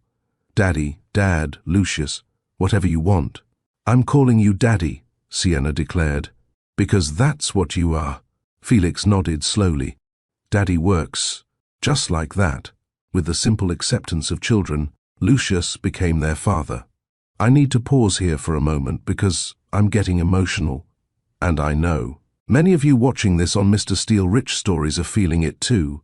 This moment, when Lucius met his children for the first time and they just accepted him. It's beautiful and heartbreaking and perfect all at once. If you're crying right now, you're not alone. Drop a heart in the comments below so we can share this moment together. And if you haven't already subscribed to Mr. Steele Rich Stories, hit that button now because this family's journey is just beginning and you're going to want to see where it goes. Alright, let's get back to the story because there's still so much more to tell. The first visit lasted 3 hours. When Lucius finally left, both twins hugged him goodbye. Sienna enthusiastically, Felix more reserved but genuine. You'll come back? Felix asked. Tomorrow, if you want me to. Yes, come back tomorrow. And he did. And the day after that, and the day after that. Over the following weeks and months, a family slowly formed from broken pieces. Lucius came to the apartment every day after work, still wearing his suit, and immediately got down on the floor to play. He learned that Sienna's favorite game was fashion show, where she tried on every outfit she owned and demanded opinions. He discovered that Felix needed quiet time after daycare to decompress from social interaction. He attended Sienna's dance recital, a chaotic performance where she forgot the choreography halfway through and improvised with full confidence. He sat through Felix's block presentation, where his son explained in serious detail the engineering behind his latest creation. On weekends they went to parks and museums. Lucius discovered the joy of pushing swings and the terror of losing sight of them in a crowded playground. He learned to pack extra clothes because Sienna would inevitably find a puddle to jump in. He mastered the art of cutting sandwiches into Felix's required triangles. Iris watched this family form, trying to give Lucius space to bond with the twins while also being present. It was a delicate balance, letting go of sole control while learning to share parenting duties. Maya documented everything with her phone, capturing moments that would become precious. Lucius asleep on the couch with both twins draped across him. Felix teaches his father how to build a proper tower. Sienna painted Lucius's nails bright pink because daddies can wear pretty colors too. The legal arrangements were handled professionally. DNA tests confirmed what everyone already knew: custody. Agreements were drawn up giving them joint custody with Iris as primary physical custodian for now. Lucius set up trust funds for both children, started college savings, arranged for better health insurance. He did all of this without making Iris feel like charity. "They're my children," he said when she tried to protest. "Let me provide for them. Not because you can't, but because I can, and I want to." Learning to accept his help was harder than Iris expected, but watching her children thrive, seeing Felix's face light up when Daddy arrived, hearing Sienna's constant chatter about what they'd do with him next, made it worth the discomfort. But it wasn't all perfect moments and heartwarming bonding. The first real conflict came 6 weeks in, over discipline. Sienna had thrown a spectacular tantrum in the grocery store, screaming, crying, refusing to leave because Iris wouldn't buy the sugary cereal she wanted. Iris had handled it with practiced patience, calmly explaining the rules and eventually carrying a still protesting Sienna to the car. Lucius had witnessed this and later suggested maybe they should consider her feelings more. "Consider her feelings," Iris had repeated, trying to keep her voice level. "I do consider her feelings, but I'm also her parent, not her friend. Sometimes the answer is no. I just think there's room for negotiation. Lucius, you've been a father for 6 weeks. I've been doing this for 3 years. Trust me when I say that negotiating with a 3-year-old over sugar cereal is a losing battle." The words had come out sharper than intended. Lucius's expression had shuttered. "You're right. I don't have 3 years of experience. I have 6 weeks because I wasn't told I had children." The old hurt surfaced. "But I'm trying to learn, and shutting down my suggestions doesn't help." They'd had to step away from that conversation and come back to it later, both calmer. "I'm sorry," Iris had said. "I'm used to making all the decisions alone. Learning to share that is hard. And I'm sorry for implying you don't consider their feelings. I can see you're an incredible mother. I just want to be a good father. And I don't always know how." They'd worked out a compromise. Iris would try to be more open to his input, and Lucius would defer to her experience while he was still learning. But similar conflicts arose regularly. Lucius wanted to buy the twins everything: toys, clothes, experiences. Iris worried about spoiling them, about them losing appreciation for what they had. "They don't need a $5,000 playhouse," she'd argued. "I want to give them things I can afford, things that will make them happy." Things don't make kids happy. Presence makes kids happy. Love makes kids happy. Can't I provide both? They'd compromised again. Some gifts were fine but within reason. And experiences together mattered more than expensive toys. Different worlds colliding meant different expectations, different values, different approaches to parenting. Learning to blend them required constant communication and willingness to meet in the middle. 3 months in, Lucius showed up at the apartment on a Saturday morning looking exhausted. "Felix called me last night," he said. "Around midnight." "From your phone?" Iris's eyes widened. "What? I didn't... Oh God. Did he wake you?" "He was crying, said he had a nightmare about monsters and needed me." Lucius's expression was soft, despite the exhaustion. "I talked to him for 20 minutes until he fell back asleep. Then I couldn't sleep because I kept thinking about how scared he'd sounded. I'm so sorry. He must have grabbed my phone when I fell asleep reading to them. I didn't realize." "Don't apologize." Lucius cut her off. "He called me. When he was scared, He thought of me. Do you know what that means? Iris's throat tightened. It means he trusts you. It means I'm actually his father, not just biologically, not just legally. He considers me someone who can make him feel safe. Lucius's eyes were bright. That's everything. Moments like that, small breakthroughs that meant the world, accumulated over time. Sienna's first "I love you, Daddy" happened spontaneously while Lucius was braiding her hair, a skill he'd learned from YouTube videos. She just announced it factly, like it was the most obvious thing in the world. Lucius had frozen, hands still in her hair, tears streaming down his face. "I love you too, Sienna. So much." "I know. Can you finish my braid? We're going to be late for the dance." The casual way she'd moved on, love acknowledged and immediately back to practical. Concerns was so perfectly Sienna that Lucius had laughed through his tears. Felix's expression of love was quieter. He'd started holding Lucius's hand automatically when they walked anywhere. He'd save his best block creations to show his father. He'd started saying "we" when talking about his family. "We went to the park. We had pancakes. We're building a castle." That casual "we" that included Lucius marked a fundamental shift. They weren't just individuals spending time together. They were a family. 4 months after meeting his children, Lucius sat in a board meeting that would have consumed his entire focus 6 months ago. They were discussing a merger worth hundreds of millions of dollars. His phone buzzed. A text from Iris with a photo, both twins covered head to toe in finger paint, grinning wildly. The message: the art project went rogue. Send help, or whine. Lucius smiled at his phone, completely losing track of what his CFO was saying. "Mr. Blackwell, your thoughts on the Tokyo expansion?" He looked up at the 12 executives waiting for his input.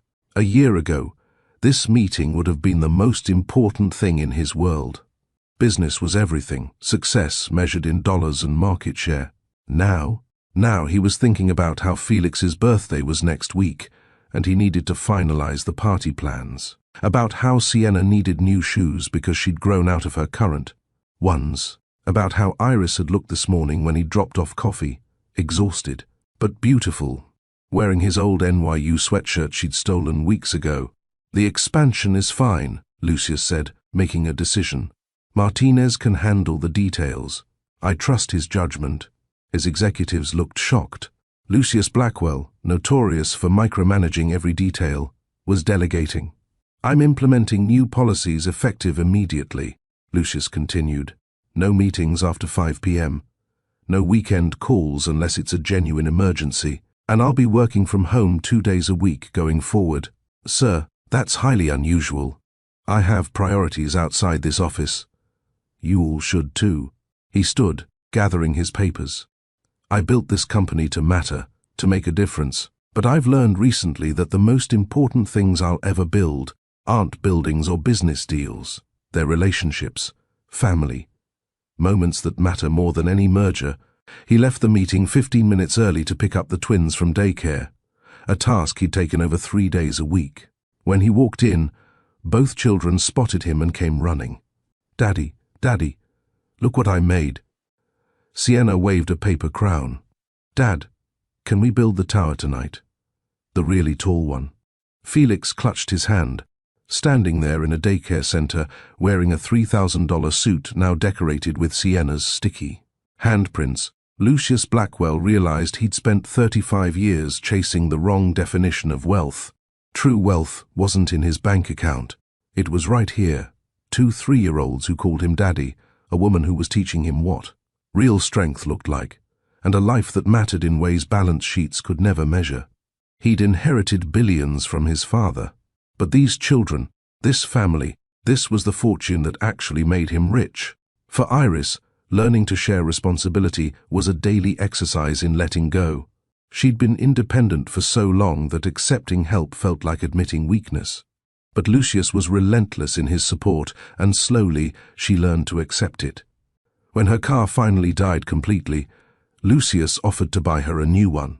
She'd initially refused, but he'd pointed out calmly that it wasn't about her. It was about making sure his children had safe, reliable transportation. She'd accepted a modest sedan, Not the luxury SUV he'd suggested, but a compromise they could both live with. When the twins got sick, both of them, simultaneously, with a stomach virus that had Iris cleaning up accidents around the clock, Lucius had shown up with supplies and stayed for 3 days.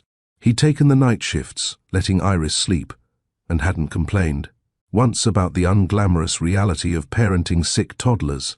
"This is what partners do," he'd said when she tried to thank him.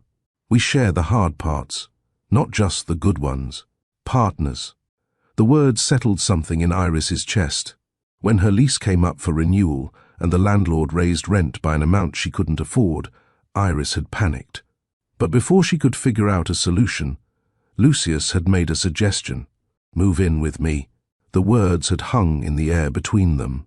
They'd been co-parenting successfully for 5 months, and something deeper had been growing between them. Attraction, affection, maybe even love. But living together felt enormous. "The penthouse has 4 bedrooms, Lucius continued. "The twins could each have their own room. There's space for you to have a studio if you want. And we're together most evenings anyway. It would be easier, more stable for them." "Lucius, I can't just move into your penthouse. It's too much." "Why? Because it makes you uncomfortable to accept help? Or because you're scared of what it means?" "Both. Definitely both. We're not just co-parents anymore," Lucius said quietly. "You know that. I know you feel what I feel. The question is whether you're brave enough to trust it. Brave enough to trust."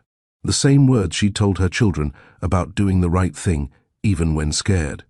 The decision to move in together came 2 weeks later, precipitated by a moment so simple it was almost ridiculous. Lucius had been at the apartment for dinner, a regular occurrence. After eating, the twins had begged for a movie. So all 4 of them had piled onto Iris's small couch, Felix curled against Lucius's side, Sienna sprawled across both their laps, while some animated film played on the television. Halfway through, Iris had looked over to find Lucius asleep, one arm around Felix, his other hand resting on Sienna's back. Both children were drowsing, completely content. This was family. Not perfect, not without complications, but real and warm and right. When the movie ended, Iris had gently woken everyone. Lucius had helped her get the twins ready for bed, a routine they'd fallen into naturally.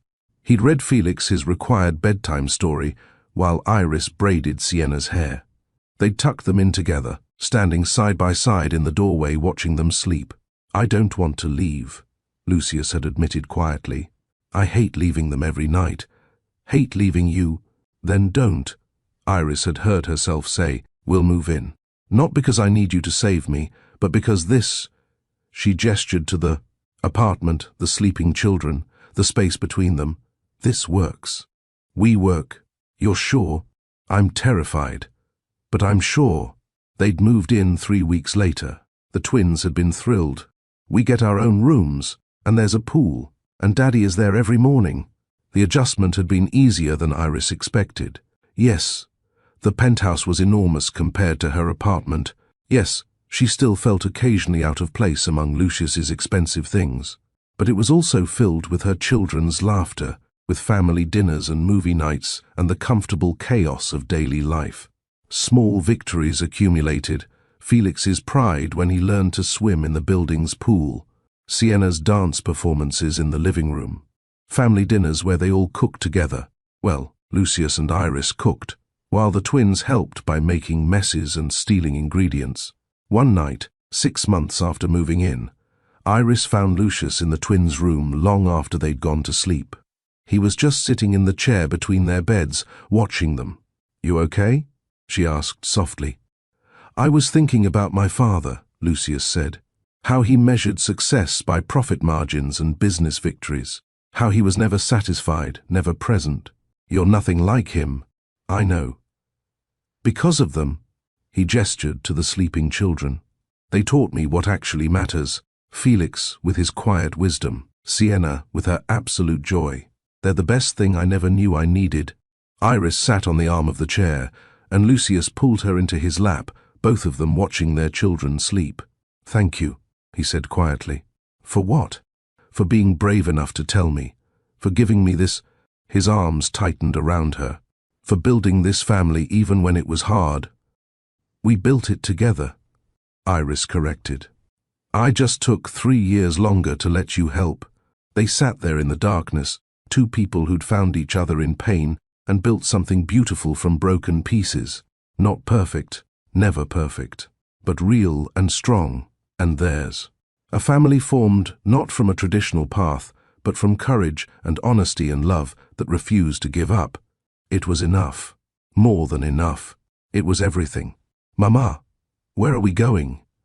Sienna asked for the 15th time from her car seat. It's a surprise, Iris repeated, catching Lucius's amused glance in the rearview mirror. I don't like surprises, Felix announced seriously. Surprises make me anxious. You'll like this one, buddy, Lucius promised. Trust me. It was a Saturday in late October, exactly 1 year since that gallery opening where Iris and Lucius had reunited. A year since the truth had come crashing out and rebuilt their lives into something neither had imagined possible. Maya was in the back seat with the twins, having been mysteriously invited on this family outing. She'd been giving Iris knowing looks all morning but refused to explain what she knew. You're in on this, aren't you? Iris accused. I plead the fifth, Maya said, grinning. The car pulled up to the Grand Meridian Hotel, and Iris's breath caught. She hadn't been back here since that night 4 years ago, the night that had changed everything. Lucius, what? Just trust me, he said softly, coming around to open her door. The twins tumbled out, immediately awed by the hotel's grandeur. This place is fancy, Sienna declared loudly enough that several people turned to look. Very fancy, Felix agreed, taking it all in with those observant grey eyes. They bypassed the lobby, heading straight for the elevators. Lucius pressed the button for the 42nd floor, the penthouse level. Iris's heart hammered. You didn't? I did. The elevator doors opened directly into the penthouse suite Iris remembered. The same space where she'd spent one perfect night 4 years ago, where she'd felt cherished and seen and absolutely terrified. But it looked completely different. The impersonal hotel elegance was gone. In its place was warmth, color, life. The living room had been transformed into a space clearly designed for family. Whoa, both twins breathed simultaneously. There were toys, not the cheap plastic kind from discount stores, but beautiful wooden toys and art supplies and building materials. Books lined new shelves at child height. The dangerous corners were padded. The floor-to-ceiling windows had additional safety locks. What is this place? Sienna demanded. This is where your mama and I first met, Lucius explained, kneeling to their level. 4 years ago, we spent one night here talking and getting to know each other, and we made the decision that eventually led to you both being born. This is where we started, Felix asked. This is where everything started, Iris confirmed, her throat tight with emotion. The suite had been rented for the weekend. Lucius is doing, obviously, but more than just rented. Transformed, made into a space that honored their past while celebrating their present. There's more, Maya said, pulling out her phone. I'm going to take these 2 troublemakers to explore while you two talk. I'm not a troublemaker, Sienna protested. I'm a princess. You're a troublemaking princess, Maya corrected affectionately. Come on, I saw a room with dress-up clothes, and you know you want to investigate. That was all the invitation Sienna needed. She grabbed Felix's hand and dragged him toward one of the bedrooms, Maya following with an encouraging smile toward Iris. Leaving Iris and Lucius alone in the space where their story had begun, Iris walked through the suite slowly, taking in all the details. The main bedroom, where they'd first made love, had been set up as a family. Space with a massive bed that could fit all 4 of them comfortably. Photos lined the dresser, the twins at various ages, family pictures from the past year, even the ultrasound image that had started everything. The second bedroom was clearly for the twins, bunk beds painted in their favorite colors, stuffed animals arranged carefully, their names spelled out in wooden letters on the wall. You did all this? Iris asked, overwhelmed. I wanted to bring you back here, Lucius said, coming up behind her. To the place where we started. But I wanted it to be different. Not the sterile hotel suite where two broken strangers found solace. I wanted it to be a space that reflected who we've become. A family. Lucius, let me show you something else. He led her to the balcony, the same balcony where they'd stood that morning 4 years ago, watching the sunrise over Manhattan, promising to see each other again. The city sprawled before them, just as it had then. But everything else had changed. The balcony had been decorated simply but beautifully. Candles lined the railing, unlit in the afternoon sun. Flowers, emerald green roses, the color of the dress she'd worn that night, filled crystal vases. 4 years ago we stood on this balcony, Lucius said quietly. You were wearing a borrowed emerald dress and looking at the city like you were trying to memorize it. I was falling in love with you and didn't even know it yet. Iris's eyes filled with tears. I remember. You held my hand and promised we'd see each other again. Then I broke that promise. You came back, though. Eventually. And we built something real from one perfect night and 3 years of regret. We did. Iris, this year has been the best year of my life, watching Felix learn to read, listening to Sienna's endless stories, falling asleep with you every night, and waking up knowing you're still there, creating a family from broken pieces and making it whole. He turned to face her fully, taking both her hands in his. That night 4 years ago, I told you I didn't want what we had to end. I asked you to stay, and you left, and it broke my heart. But now I understand. You needed to leave. We both needed to grow into people who could handle this, who could be brave enough to choose each other every day. Lucius, what are you saying? He smiled, nervous and hopeful and absolutely sincere. I'm saying that I'm ready to ask you to stay again, but this time I want it to be forever. Lucius released one of her hands to reach into his pocket. When his hand emerged, it held a small velvet box. Iris's breath stopped completely. Iris Noir, Lucius began, his voice steady despite the emotion in his eyes. You walked into my life when I was at my lowest. My father had just died, leaving me obligations I didn't want, and a future that felt hollow. I was successful but empty, rich but alone. He opened the box. Inside was a ring, simple, elegant, a single emerald surrounded by diamonds. Then you appeared, looking as lost as I felt. And for a few hours, we weren't lost anymore. We found each other. We found hope in shared pain and possibility in connection. You left, and I spent 3 years thinking I'd lost the one real thing I'd ever had. But you came back. You told me about Felix and Sienna. You gave me a family I never knew I needed. You taught me what actually matters. Tears streamed down Iris's face. Lucius, I'm not proposing because of obligation, he said firmly. Not because of the twins, though they're the greatest gift you could have given me. Not because it's the right thing to do, or because our families expect it. He knelt on the balcony, the same balcony where their story had started, the city witness to this moment, just as it had been to that first dawn. I'm proposing because I'm completely, irrevocably, impossibly in love with you. With your strength and your stubbornness, with the way you see beauty in broken things, with your fierce love for our children and your courage in facing your fears. I love how you still won't let me buy you things without arguing, Lucius continued, his voice thick with emotion. How you insist on contributing to household expenses, even though you don't have to. How you value independence, even while learning to accept partnership.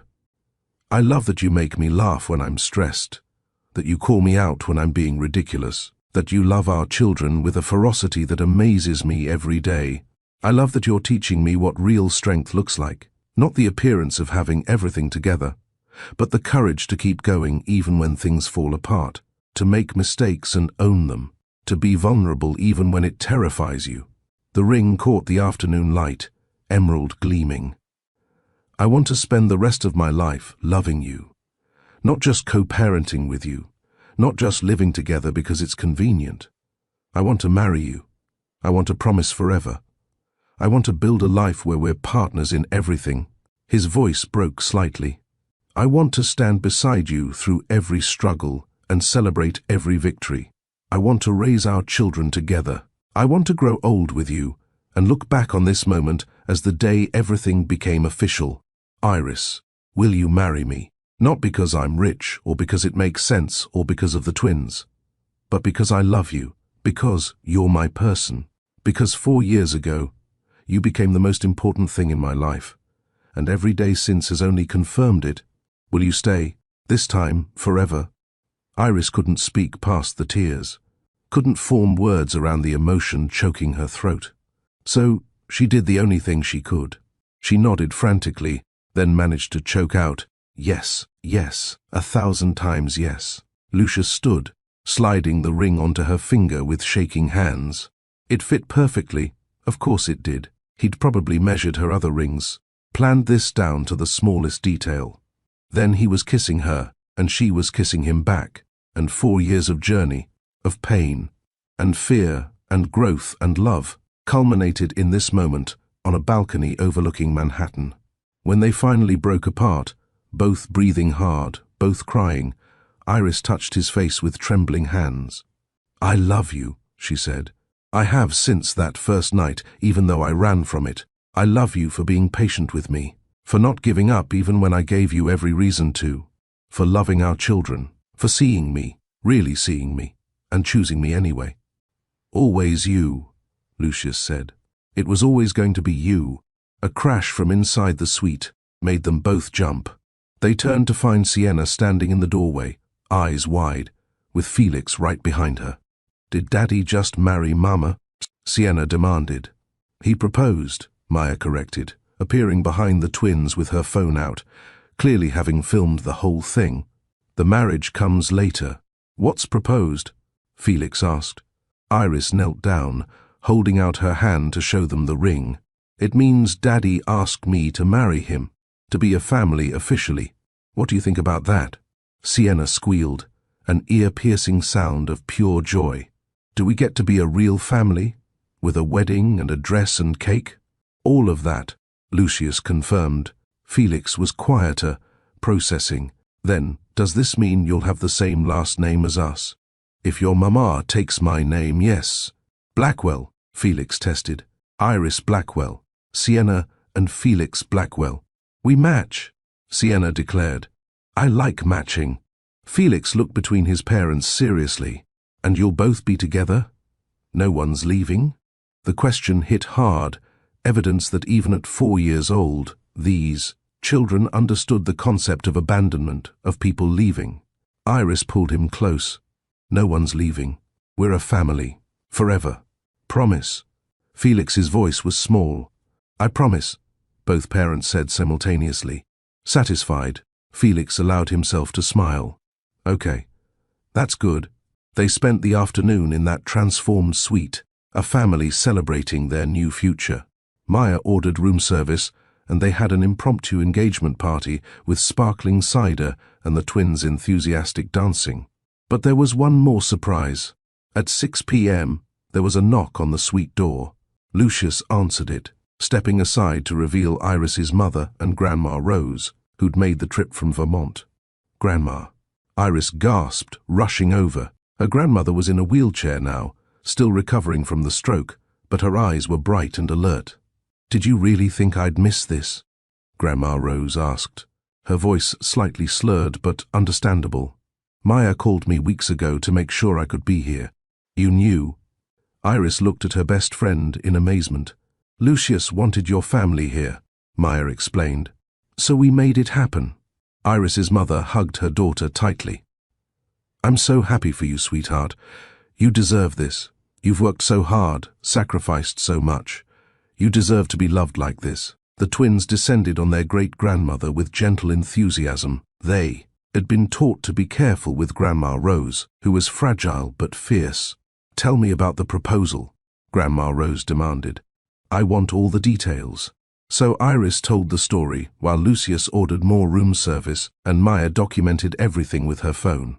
They gathered in that suite. 3 generations, a family built from love and perseverance, and the refusal to give up. Grandma Rose reached for Iris's hand, examining the ring with approval.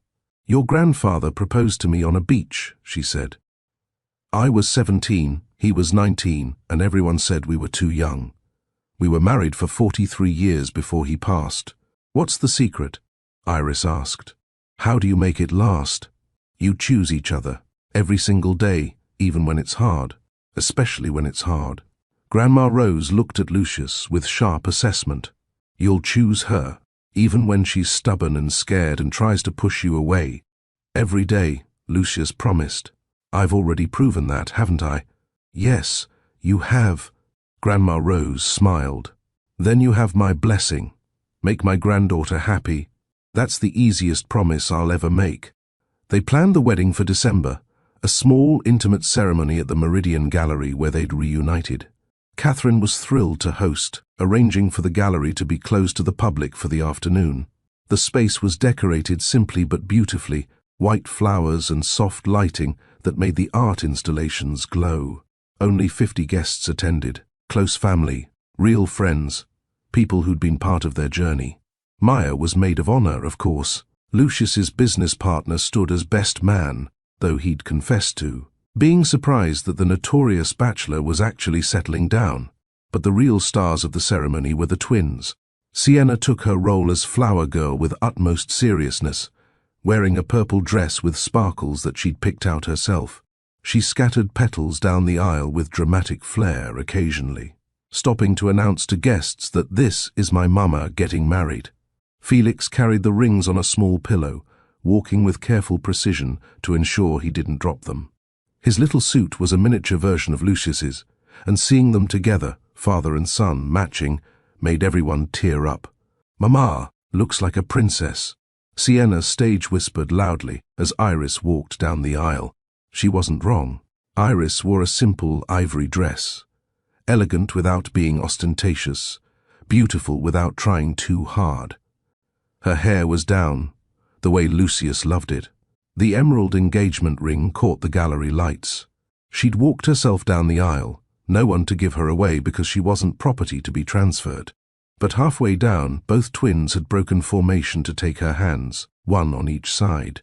So she'd walked to her future, flanked by her children, by the greatest gifts of that one reckless night. Lucius waited at the altar, and the expression on his face when he saw her, wonder and love and absolute certainty, made every difficult moment worth it.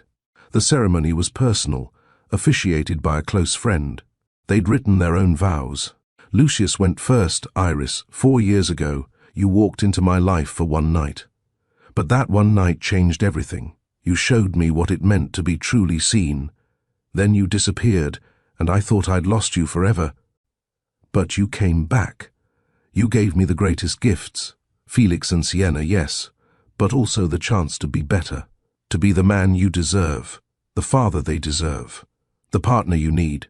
I promise to choose you every day, to support your independence while being your safe place to land, to raise our children with you as equals, to love you through the easy moments and the hard ones, to be patient when you're scared and strong when you need me to be, to never make you feel less than the incredible woman you are. You saved me from a life that looked successful but felt empty. I promise to spend forever showing you that you saved yourself too, that your strength is what brought us here. I love you, Iris, completely, forever. By the time he finished, there wasn't a dry eye in the gallery. Iris's voice shook when it was her turn, but she pushed through. Lucius, I spent most of my life running from fear. Fear of needing someone. Fear of being vulnerable. Fear of being hurt like my father hurt my family. When we met, I ran from the best thing that ever happened to me.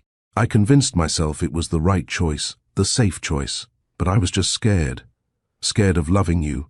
Scared of the possibility that you might leave. You've taught me that courage isn't the absence of fear. It's doing the right thing despite being terrified. Telling you about the twins was the scariest thing I've ever done. Moving in with you, trusting you, letting you be part of our lives. Every step was terrifying. But you've shown me that vulnerability isn't weakness, that asking for help doesn't make me less. That partnership doesn't mean losing myself. It means finding someone who helps me become more. You've been patient with my stubbornness, Iris continued. You've respected my need for independence while gently teaching me that I don't have to do everything alone. You've loved our children so fiercely, so completely that they've never questioned whether they were wanted. I promise to keep choosing courage over fear, to be vulnerable with you even when it's uncomfortable, to trust that you're not going anywhere, to build this life we're creating with honesty and openness. I promise to be your partner, not your dependent, not your project, but your equal, to support your dreams while pursuing my own, to raise our children together, learning and growing as we go, to love you through the messy, complicated, beautiful reality of building a life together.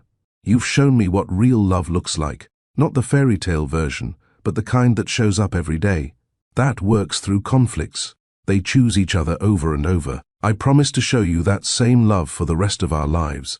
When they exchanged rings, Felix handed over the pillow with careful solemnity. Don't drop them, he whispered seriously. They're important. Very important, Lucius agreed, accepting the rings. Just like you, buddy. He slid Iris's wedding band next to her engagement ring. A perfect match, like they'd been designed together. She did the same for him, her hands trembling. I now pronounce you husband and wife, the officiant declared. You may kiss your bride. The kiss was sweet and tender, full of promise, and when they turned to face their small gathering, both twins rushed forward, hugging their legs. We're married, Sienna announced to the room. All of us, we're a married family. Technically, only Iris and Lucius were married, but the sentiment was right. This wasn't just two people joining lives. This was a family becoming official. At the reception, held in the same gallery with catering and dancing and all the twins could eat, Lucius gave a speech. Someone told me recently that mistakes don't define us, he said, looking directly at Iris. Our corrections do, our ability to acknowledge when we've been wrong, to make amends, to do better. Iris made mistakes, so did I. We both let fear guide us when we should have chosen courage, but she had the bravery to correct those mistakes, to tell me the truth even when it was terrifying, to give me a chance to be the father I never knew I wanted to be. That correction, that choice to be honest and vulnerable, gave us this. He gestured to the room, to their children dancing with Maya, to Grandma Rose watching with tears of joy. It gave us a family, purpose, love that's real because it's been tested and survived. So here's to corrections, here's to second chances, here's to building something beautiful from broken pieces. The evening continued with dancing and laughter. Felix made it exactly 45 minutes before falling asleep on a bench, exhausted by the excitement. Sienna lasted another hour, fueled by cake and pure determination, before crashing hard. Maya gathered both sleeping children. I'm taking these two back to the hotel. You two enjoy your wedding night. You're amazing, Iris said, hugging her best friend. I couldn't have done any of this without you. You could have. You're stronger than you know, but I'm glad you didn't have to. Maya looked between Iris and Lucius with satisfaction. You two are good together. You balance each other. When the guests had finally departed, and it was just the two of them, in the empty gallery, Iris kicked off her heels with a sigh of relief. We did it, she said. We're actually married. Having regrets already? Lucius teased. Not even a little. She walked back to him, and he pulled her into his arms. I'm just amazed. 4 years ago, I was convinced I'd be alone forever, that I wasn't worth someone staying for, and now I'm married to you. We have 2 incredible children. I have a career I love. I have family and friends, and a life I never imagined possible. You built this life, Lucius reminded her. Your strength, your determination, your refusal to give up, even when things were impossible. I'm just lucky you let me be part of it. They swayed together in the empty gallery, no music playing, just 2 people holding each other. Do you ever think about how different things would be if I hadn't run? Iris asked quietly. If I'd stayed that morning, if I'd called you when I found out I was pregnant. All the time, Lucius admitted. I think about how I could have been there for the pregnancy, for the twins' birth, for their first words and first steps. I think about how much easier your life would have been with support, but I also think we might not have made it. You needed to prove to yourself that you could survive alone, that you were strong enough, and I needed to hit rock bottom before I understood what actually mattered. He kissed her forehead. Running from fear delayed our healing. It costs us time we can't get back. But it also meant that when we came together, we were ready. We were people who could build something lasting. So you don't regret the lost time. I regret that you struggled alone. I regret missing moments with the twins. But I don't regret the journey that brought us here. Every painful step was necessary to become who we needed to be. Iris thought about that. About the years of struggle that had forged her into someone strong enough to accept help. About the loneliness that had taught Lucius what he was missing. About how sometimes the hardest paths led to the most meaningful destinations. I love you, she said simply, for being patient, for not giving up, for loving our children, for choosing me every day. Every day, Lucius promised, for the rest of our lives. 6 months after the wedding, Iris stood in the Meridian Gallery preparing for an exhibition. She'd curated herself, reconstructed, finding beauty in the broken. The theme was personal. Artists who'd created masterpieces from trauma, who'd turned pain into something meaningful. It was her journey reflected in art, proof that beauty could emerge from the hardest experiences. Lucius arrived with the twins, after picking them up from their new preschool, a place they both loved, where Felix thrived in structured learning and Sienna charmed everyone she met. "Mama!" Sienna ran to her, arms outstretched. "Look what I painted today." She presented a picture of 4 stick figures holding hands. "That's our family," she explained proudly. "You and Daddy and me and Felix. We're all together."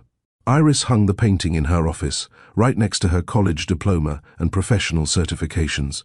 A reminder of what actually mattered. That evening, after the twins were in bed, Iris and Lucius sat on their balcony. A different balcony than the Grand Meridian, but the view was just as spectacular. "Do you remember that night?" Iris asked. 4.5 years ago, when 2 broken strangers found each other in a hotel bar. I remember every detail. Your emerald dress, the way you looked at me like you actually saw me, the feeling that for the first time in my life, I wasn't alone. We were so lost. We found each other. Then I ran away. Then you came back. Lucius pulled her closer.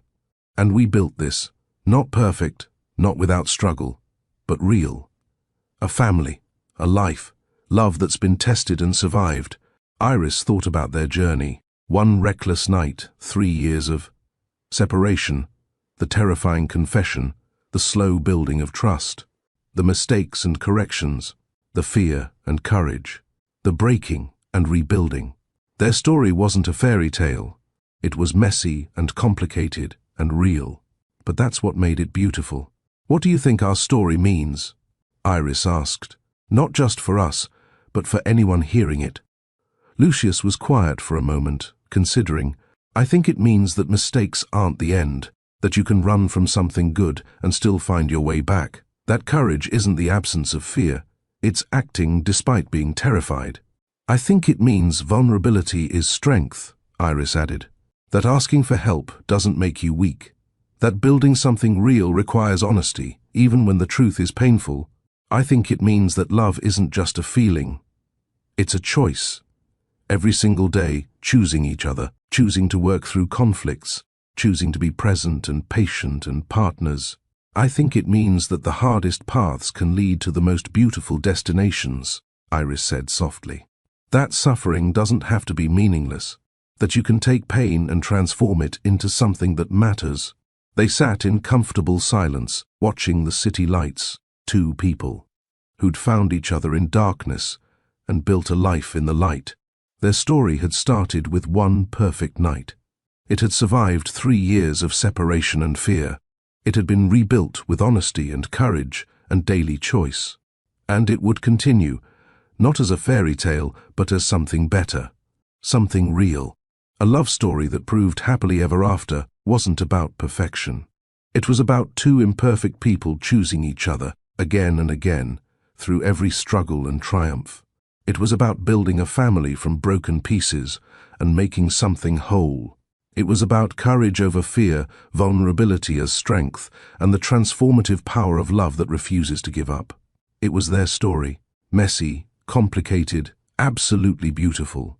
And it was just beginning. Thank you for joining us on this incredible journey through Iris and Lucius's story here on Mr. Steele Rich Stories. If you made it to the end, you're probably feeling all the emotions right now. And that's exactly what we wanted. Stories like this remind us that life doesn't follow a neat script, that we make mistakes and have to live with consequences. But they also remind us that it's never too late to make things right. That courage can change everything. That love, real, messy, complicated love, is worth fighting for. If this story touched your heart, please hit that like button right now. It helps more people find these meaningful stories. Share it with someone who needs to hear a message about second chances and the power of choosing courage over fear. And if you haven't already, subscribe to Mr. Steele Rich Stories. We bring you romance stories that go deeper than surface-level drama. Stories about real people facing real challenges and finding their way to love through honesty, growth, and transformation. Drop a comment below and tell us, what lesson from Iris and Lucius's story resonated most with you? Was it the courage to tell the truth, the importance of vulnerability, the idea that mistakes don't define us, our corrections do, or something else entirely? I read every comment, and I love hearing how these stories impact you. Your thoughts and perspectives matter. And if you want more stories like this, stories that make you think, make you feel, and remind you why love matters, check out our playlist of completed stories. There's something for everyone. Thank you for being part of this community. Thank you for investing your time in Iris and Lucius's journey. Thank you for believing that stories about courage, vulnerability, and transformation matter. This is Mr. Steele Rich Stories, reminding you that your story isn't over yet, that it's never too late to choose courage. That vulnerability is strength. That love, real love, requires daily choice, but is absolutely worth it. Until next time, keep choosing courage over fear. Keep being vulnerable even when it's scary. Keep believing that beautiful things can be built from broken pieces. Because if Iris and Lucius taught us anything, it's that the best stories are the ones where imperfect people choose each other again and again and build something extraordinary from the mess. See you in the next story. Before you go, I want to leave you with one final question to think about. What lesson from Iris and Lucius's story resonated most with you? Was it Iris learning that vulnerability isn't weakness but strength? That asking for help doesn't diminish her independence? Was it Lucius discovering that true wealth isn't measured in bank accounts but in relationships and moments that matter? Was it the idea that running from fear only delays healing, not prevents it? Was it the understanding that mistakes don't define us, our willingness to correct them does? Was it the reminder that real love isn't a feeling, but a daily choice to show up, work through conflicts, and choose each other even when it's hard? Or was it something else entirely? A moment, a line, a realization that spoke directly to your own journey? Drop your thoughts in the comments. Share what touched you, what challenged you, what made you think differently about love, courage, or second chances. And if Iris's journey from fear to courage inspired you, if Lucius's transformation from hollow success to meaningful connection moved you, if their story reminded you that it's never too late to make things right, share this video with someone who needs to hear that message. Because of these stories, they're more than entertainment. They're reminders that we're all works in progress. That growth is possible. That love, messy, complicated, real love, can transform everything. Thank you for being here. Thank you for listening. Thank you for being part of a community that believes stories matter. Now go out there and choose courage over fear. Be vulnerable, even when it's terrifying. Correct your mistakes instead of hiding from them. And build something beautiful from whatever broken pieces life has given you. You've got this. This is Mr. Steele Rich Stories, signing off. But not goodbye, just see you in the next story.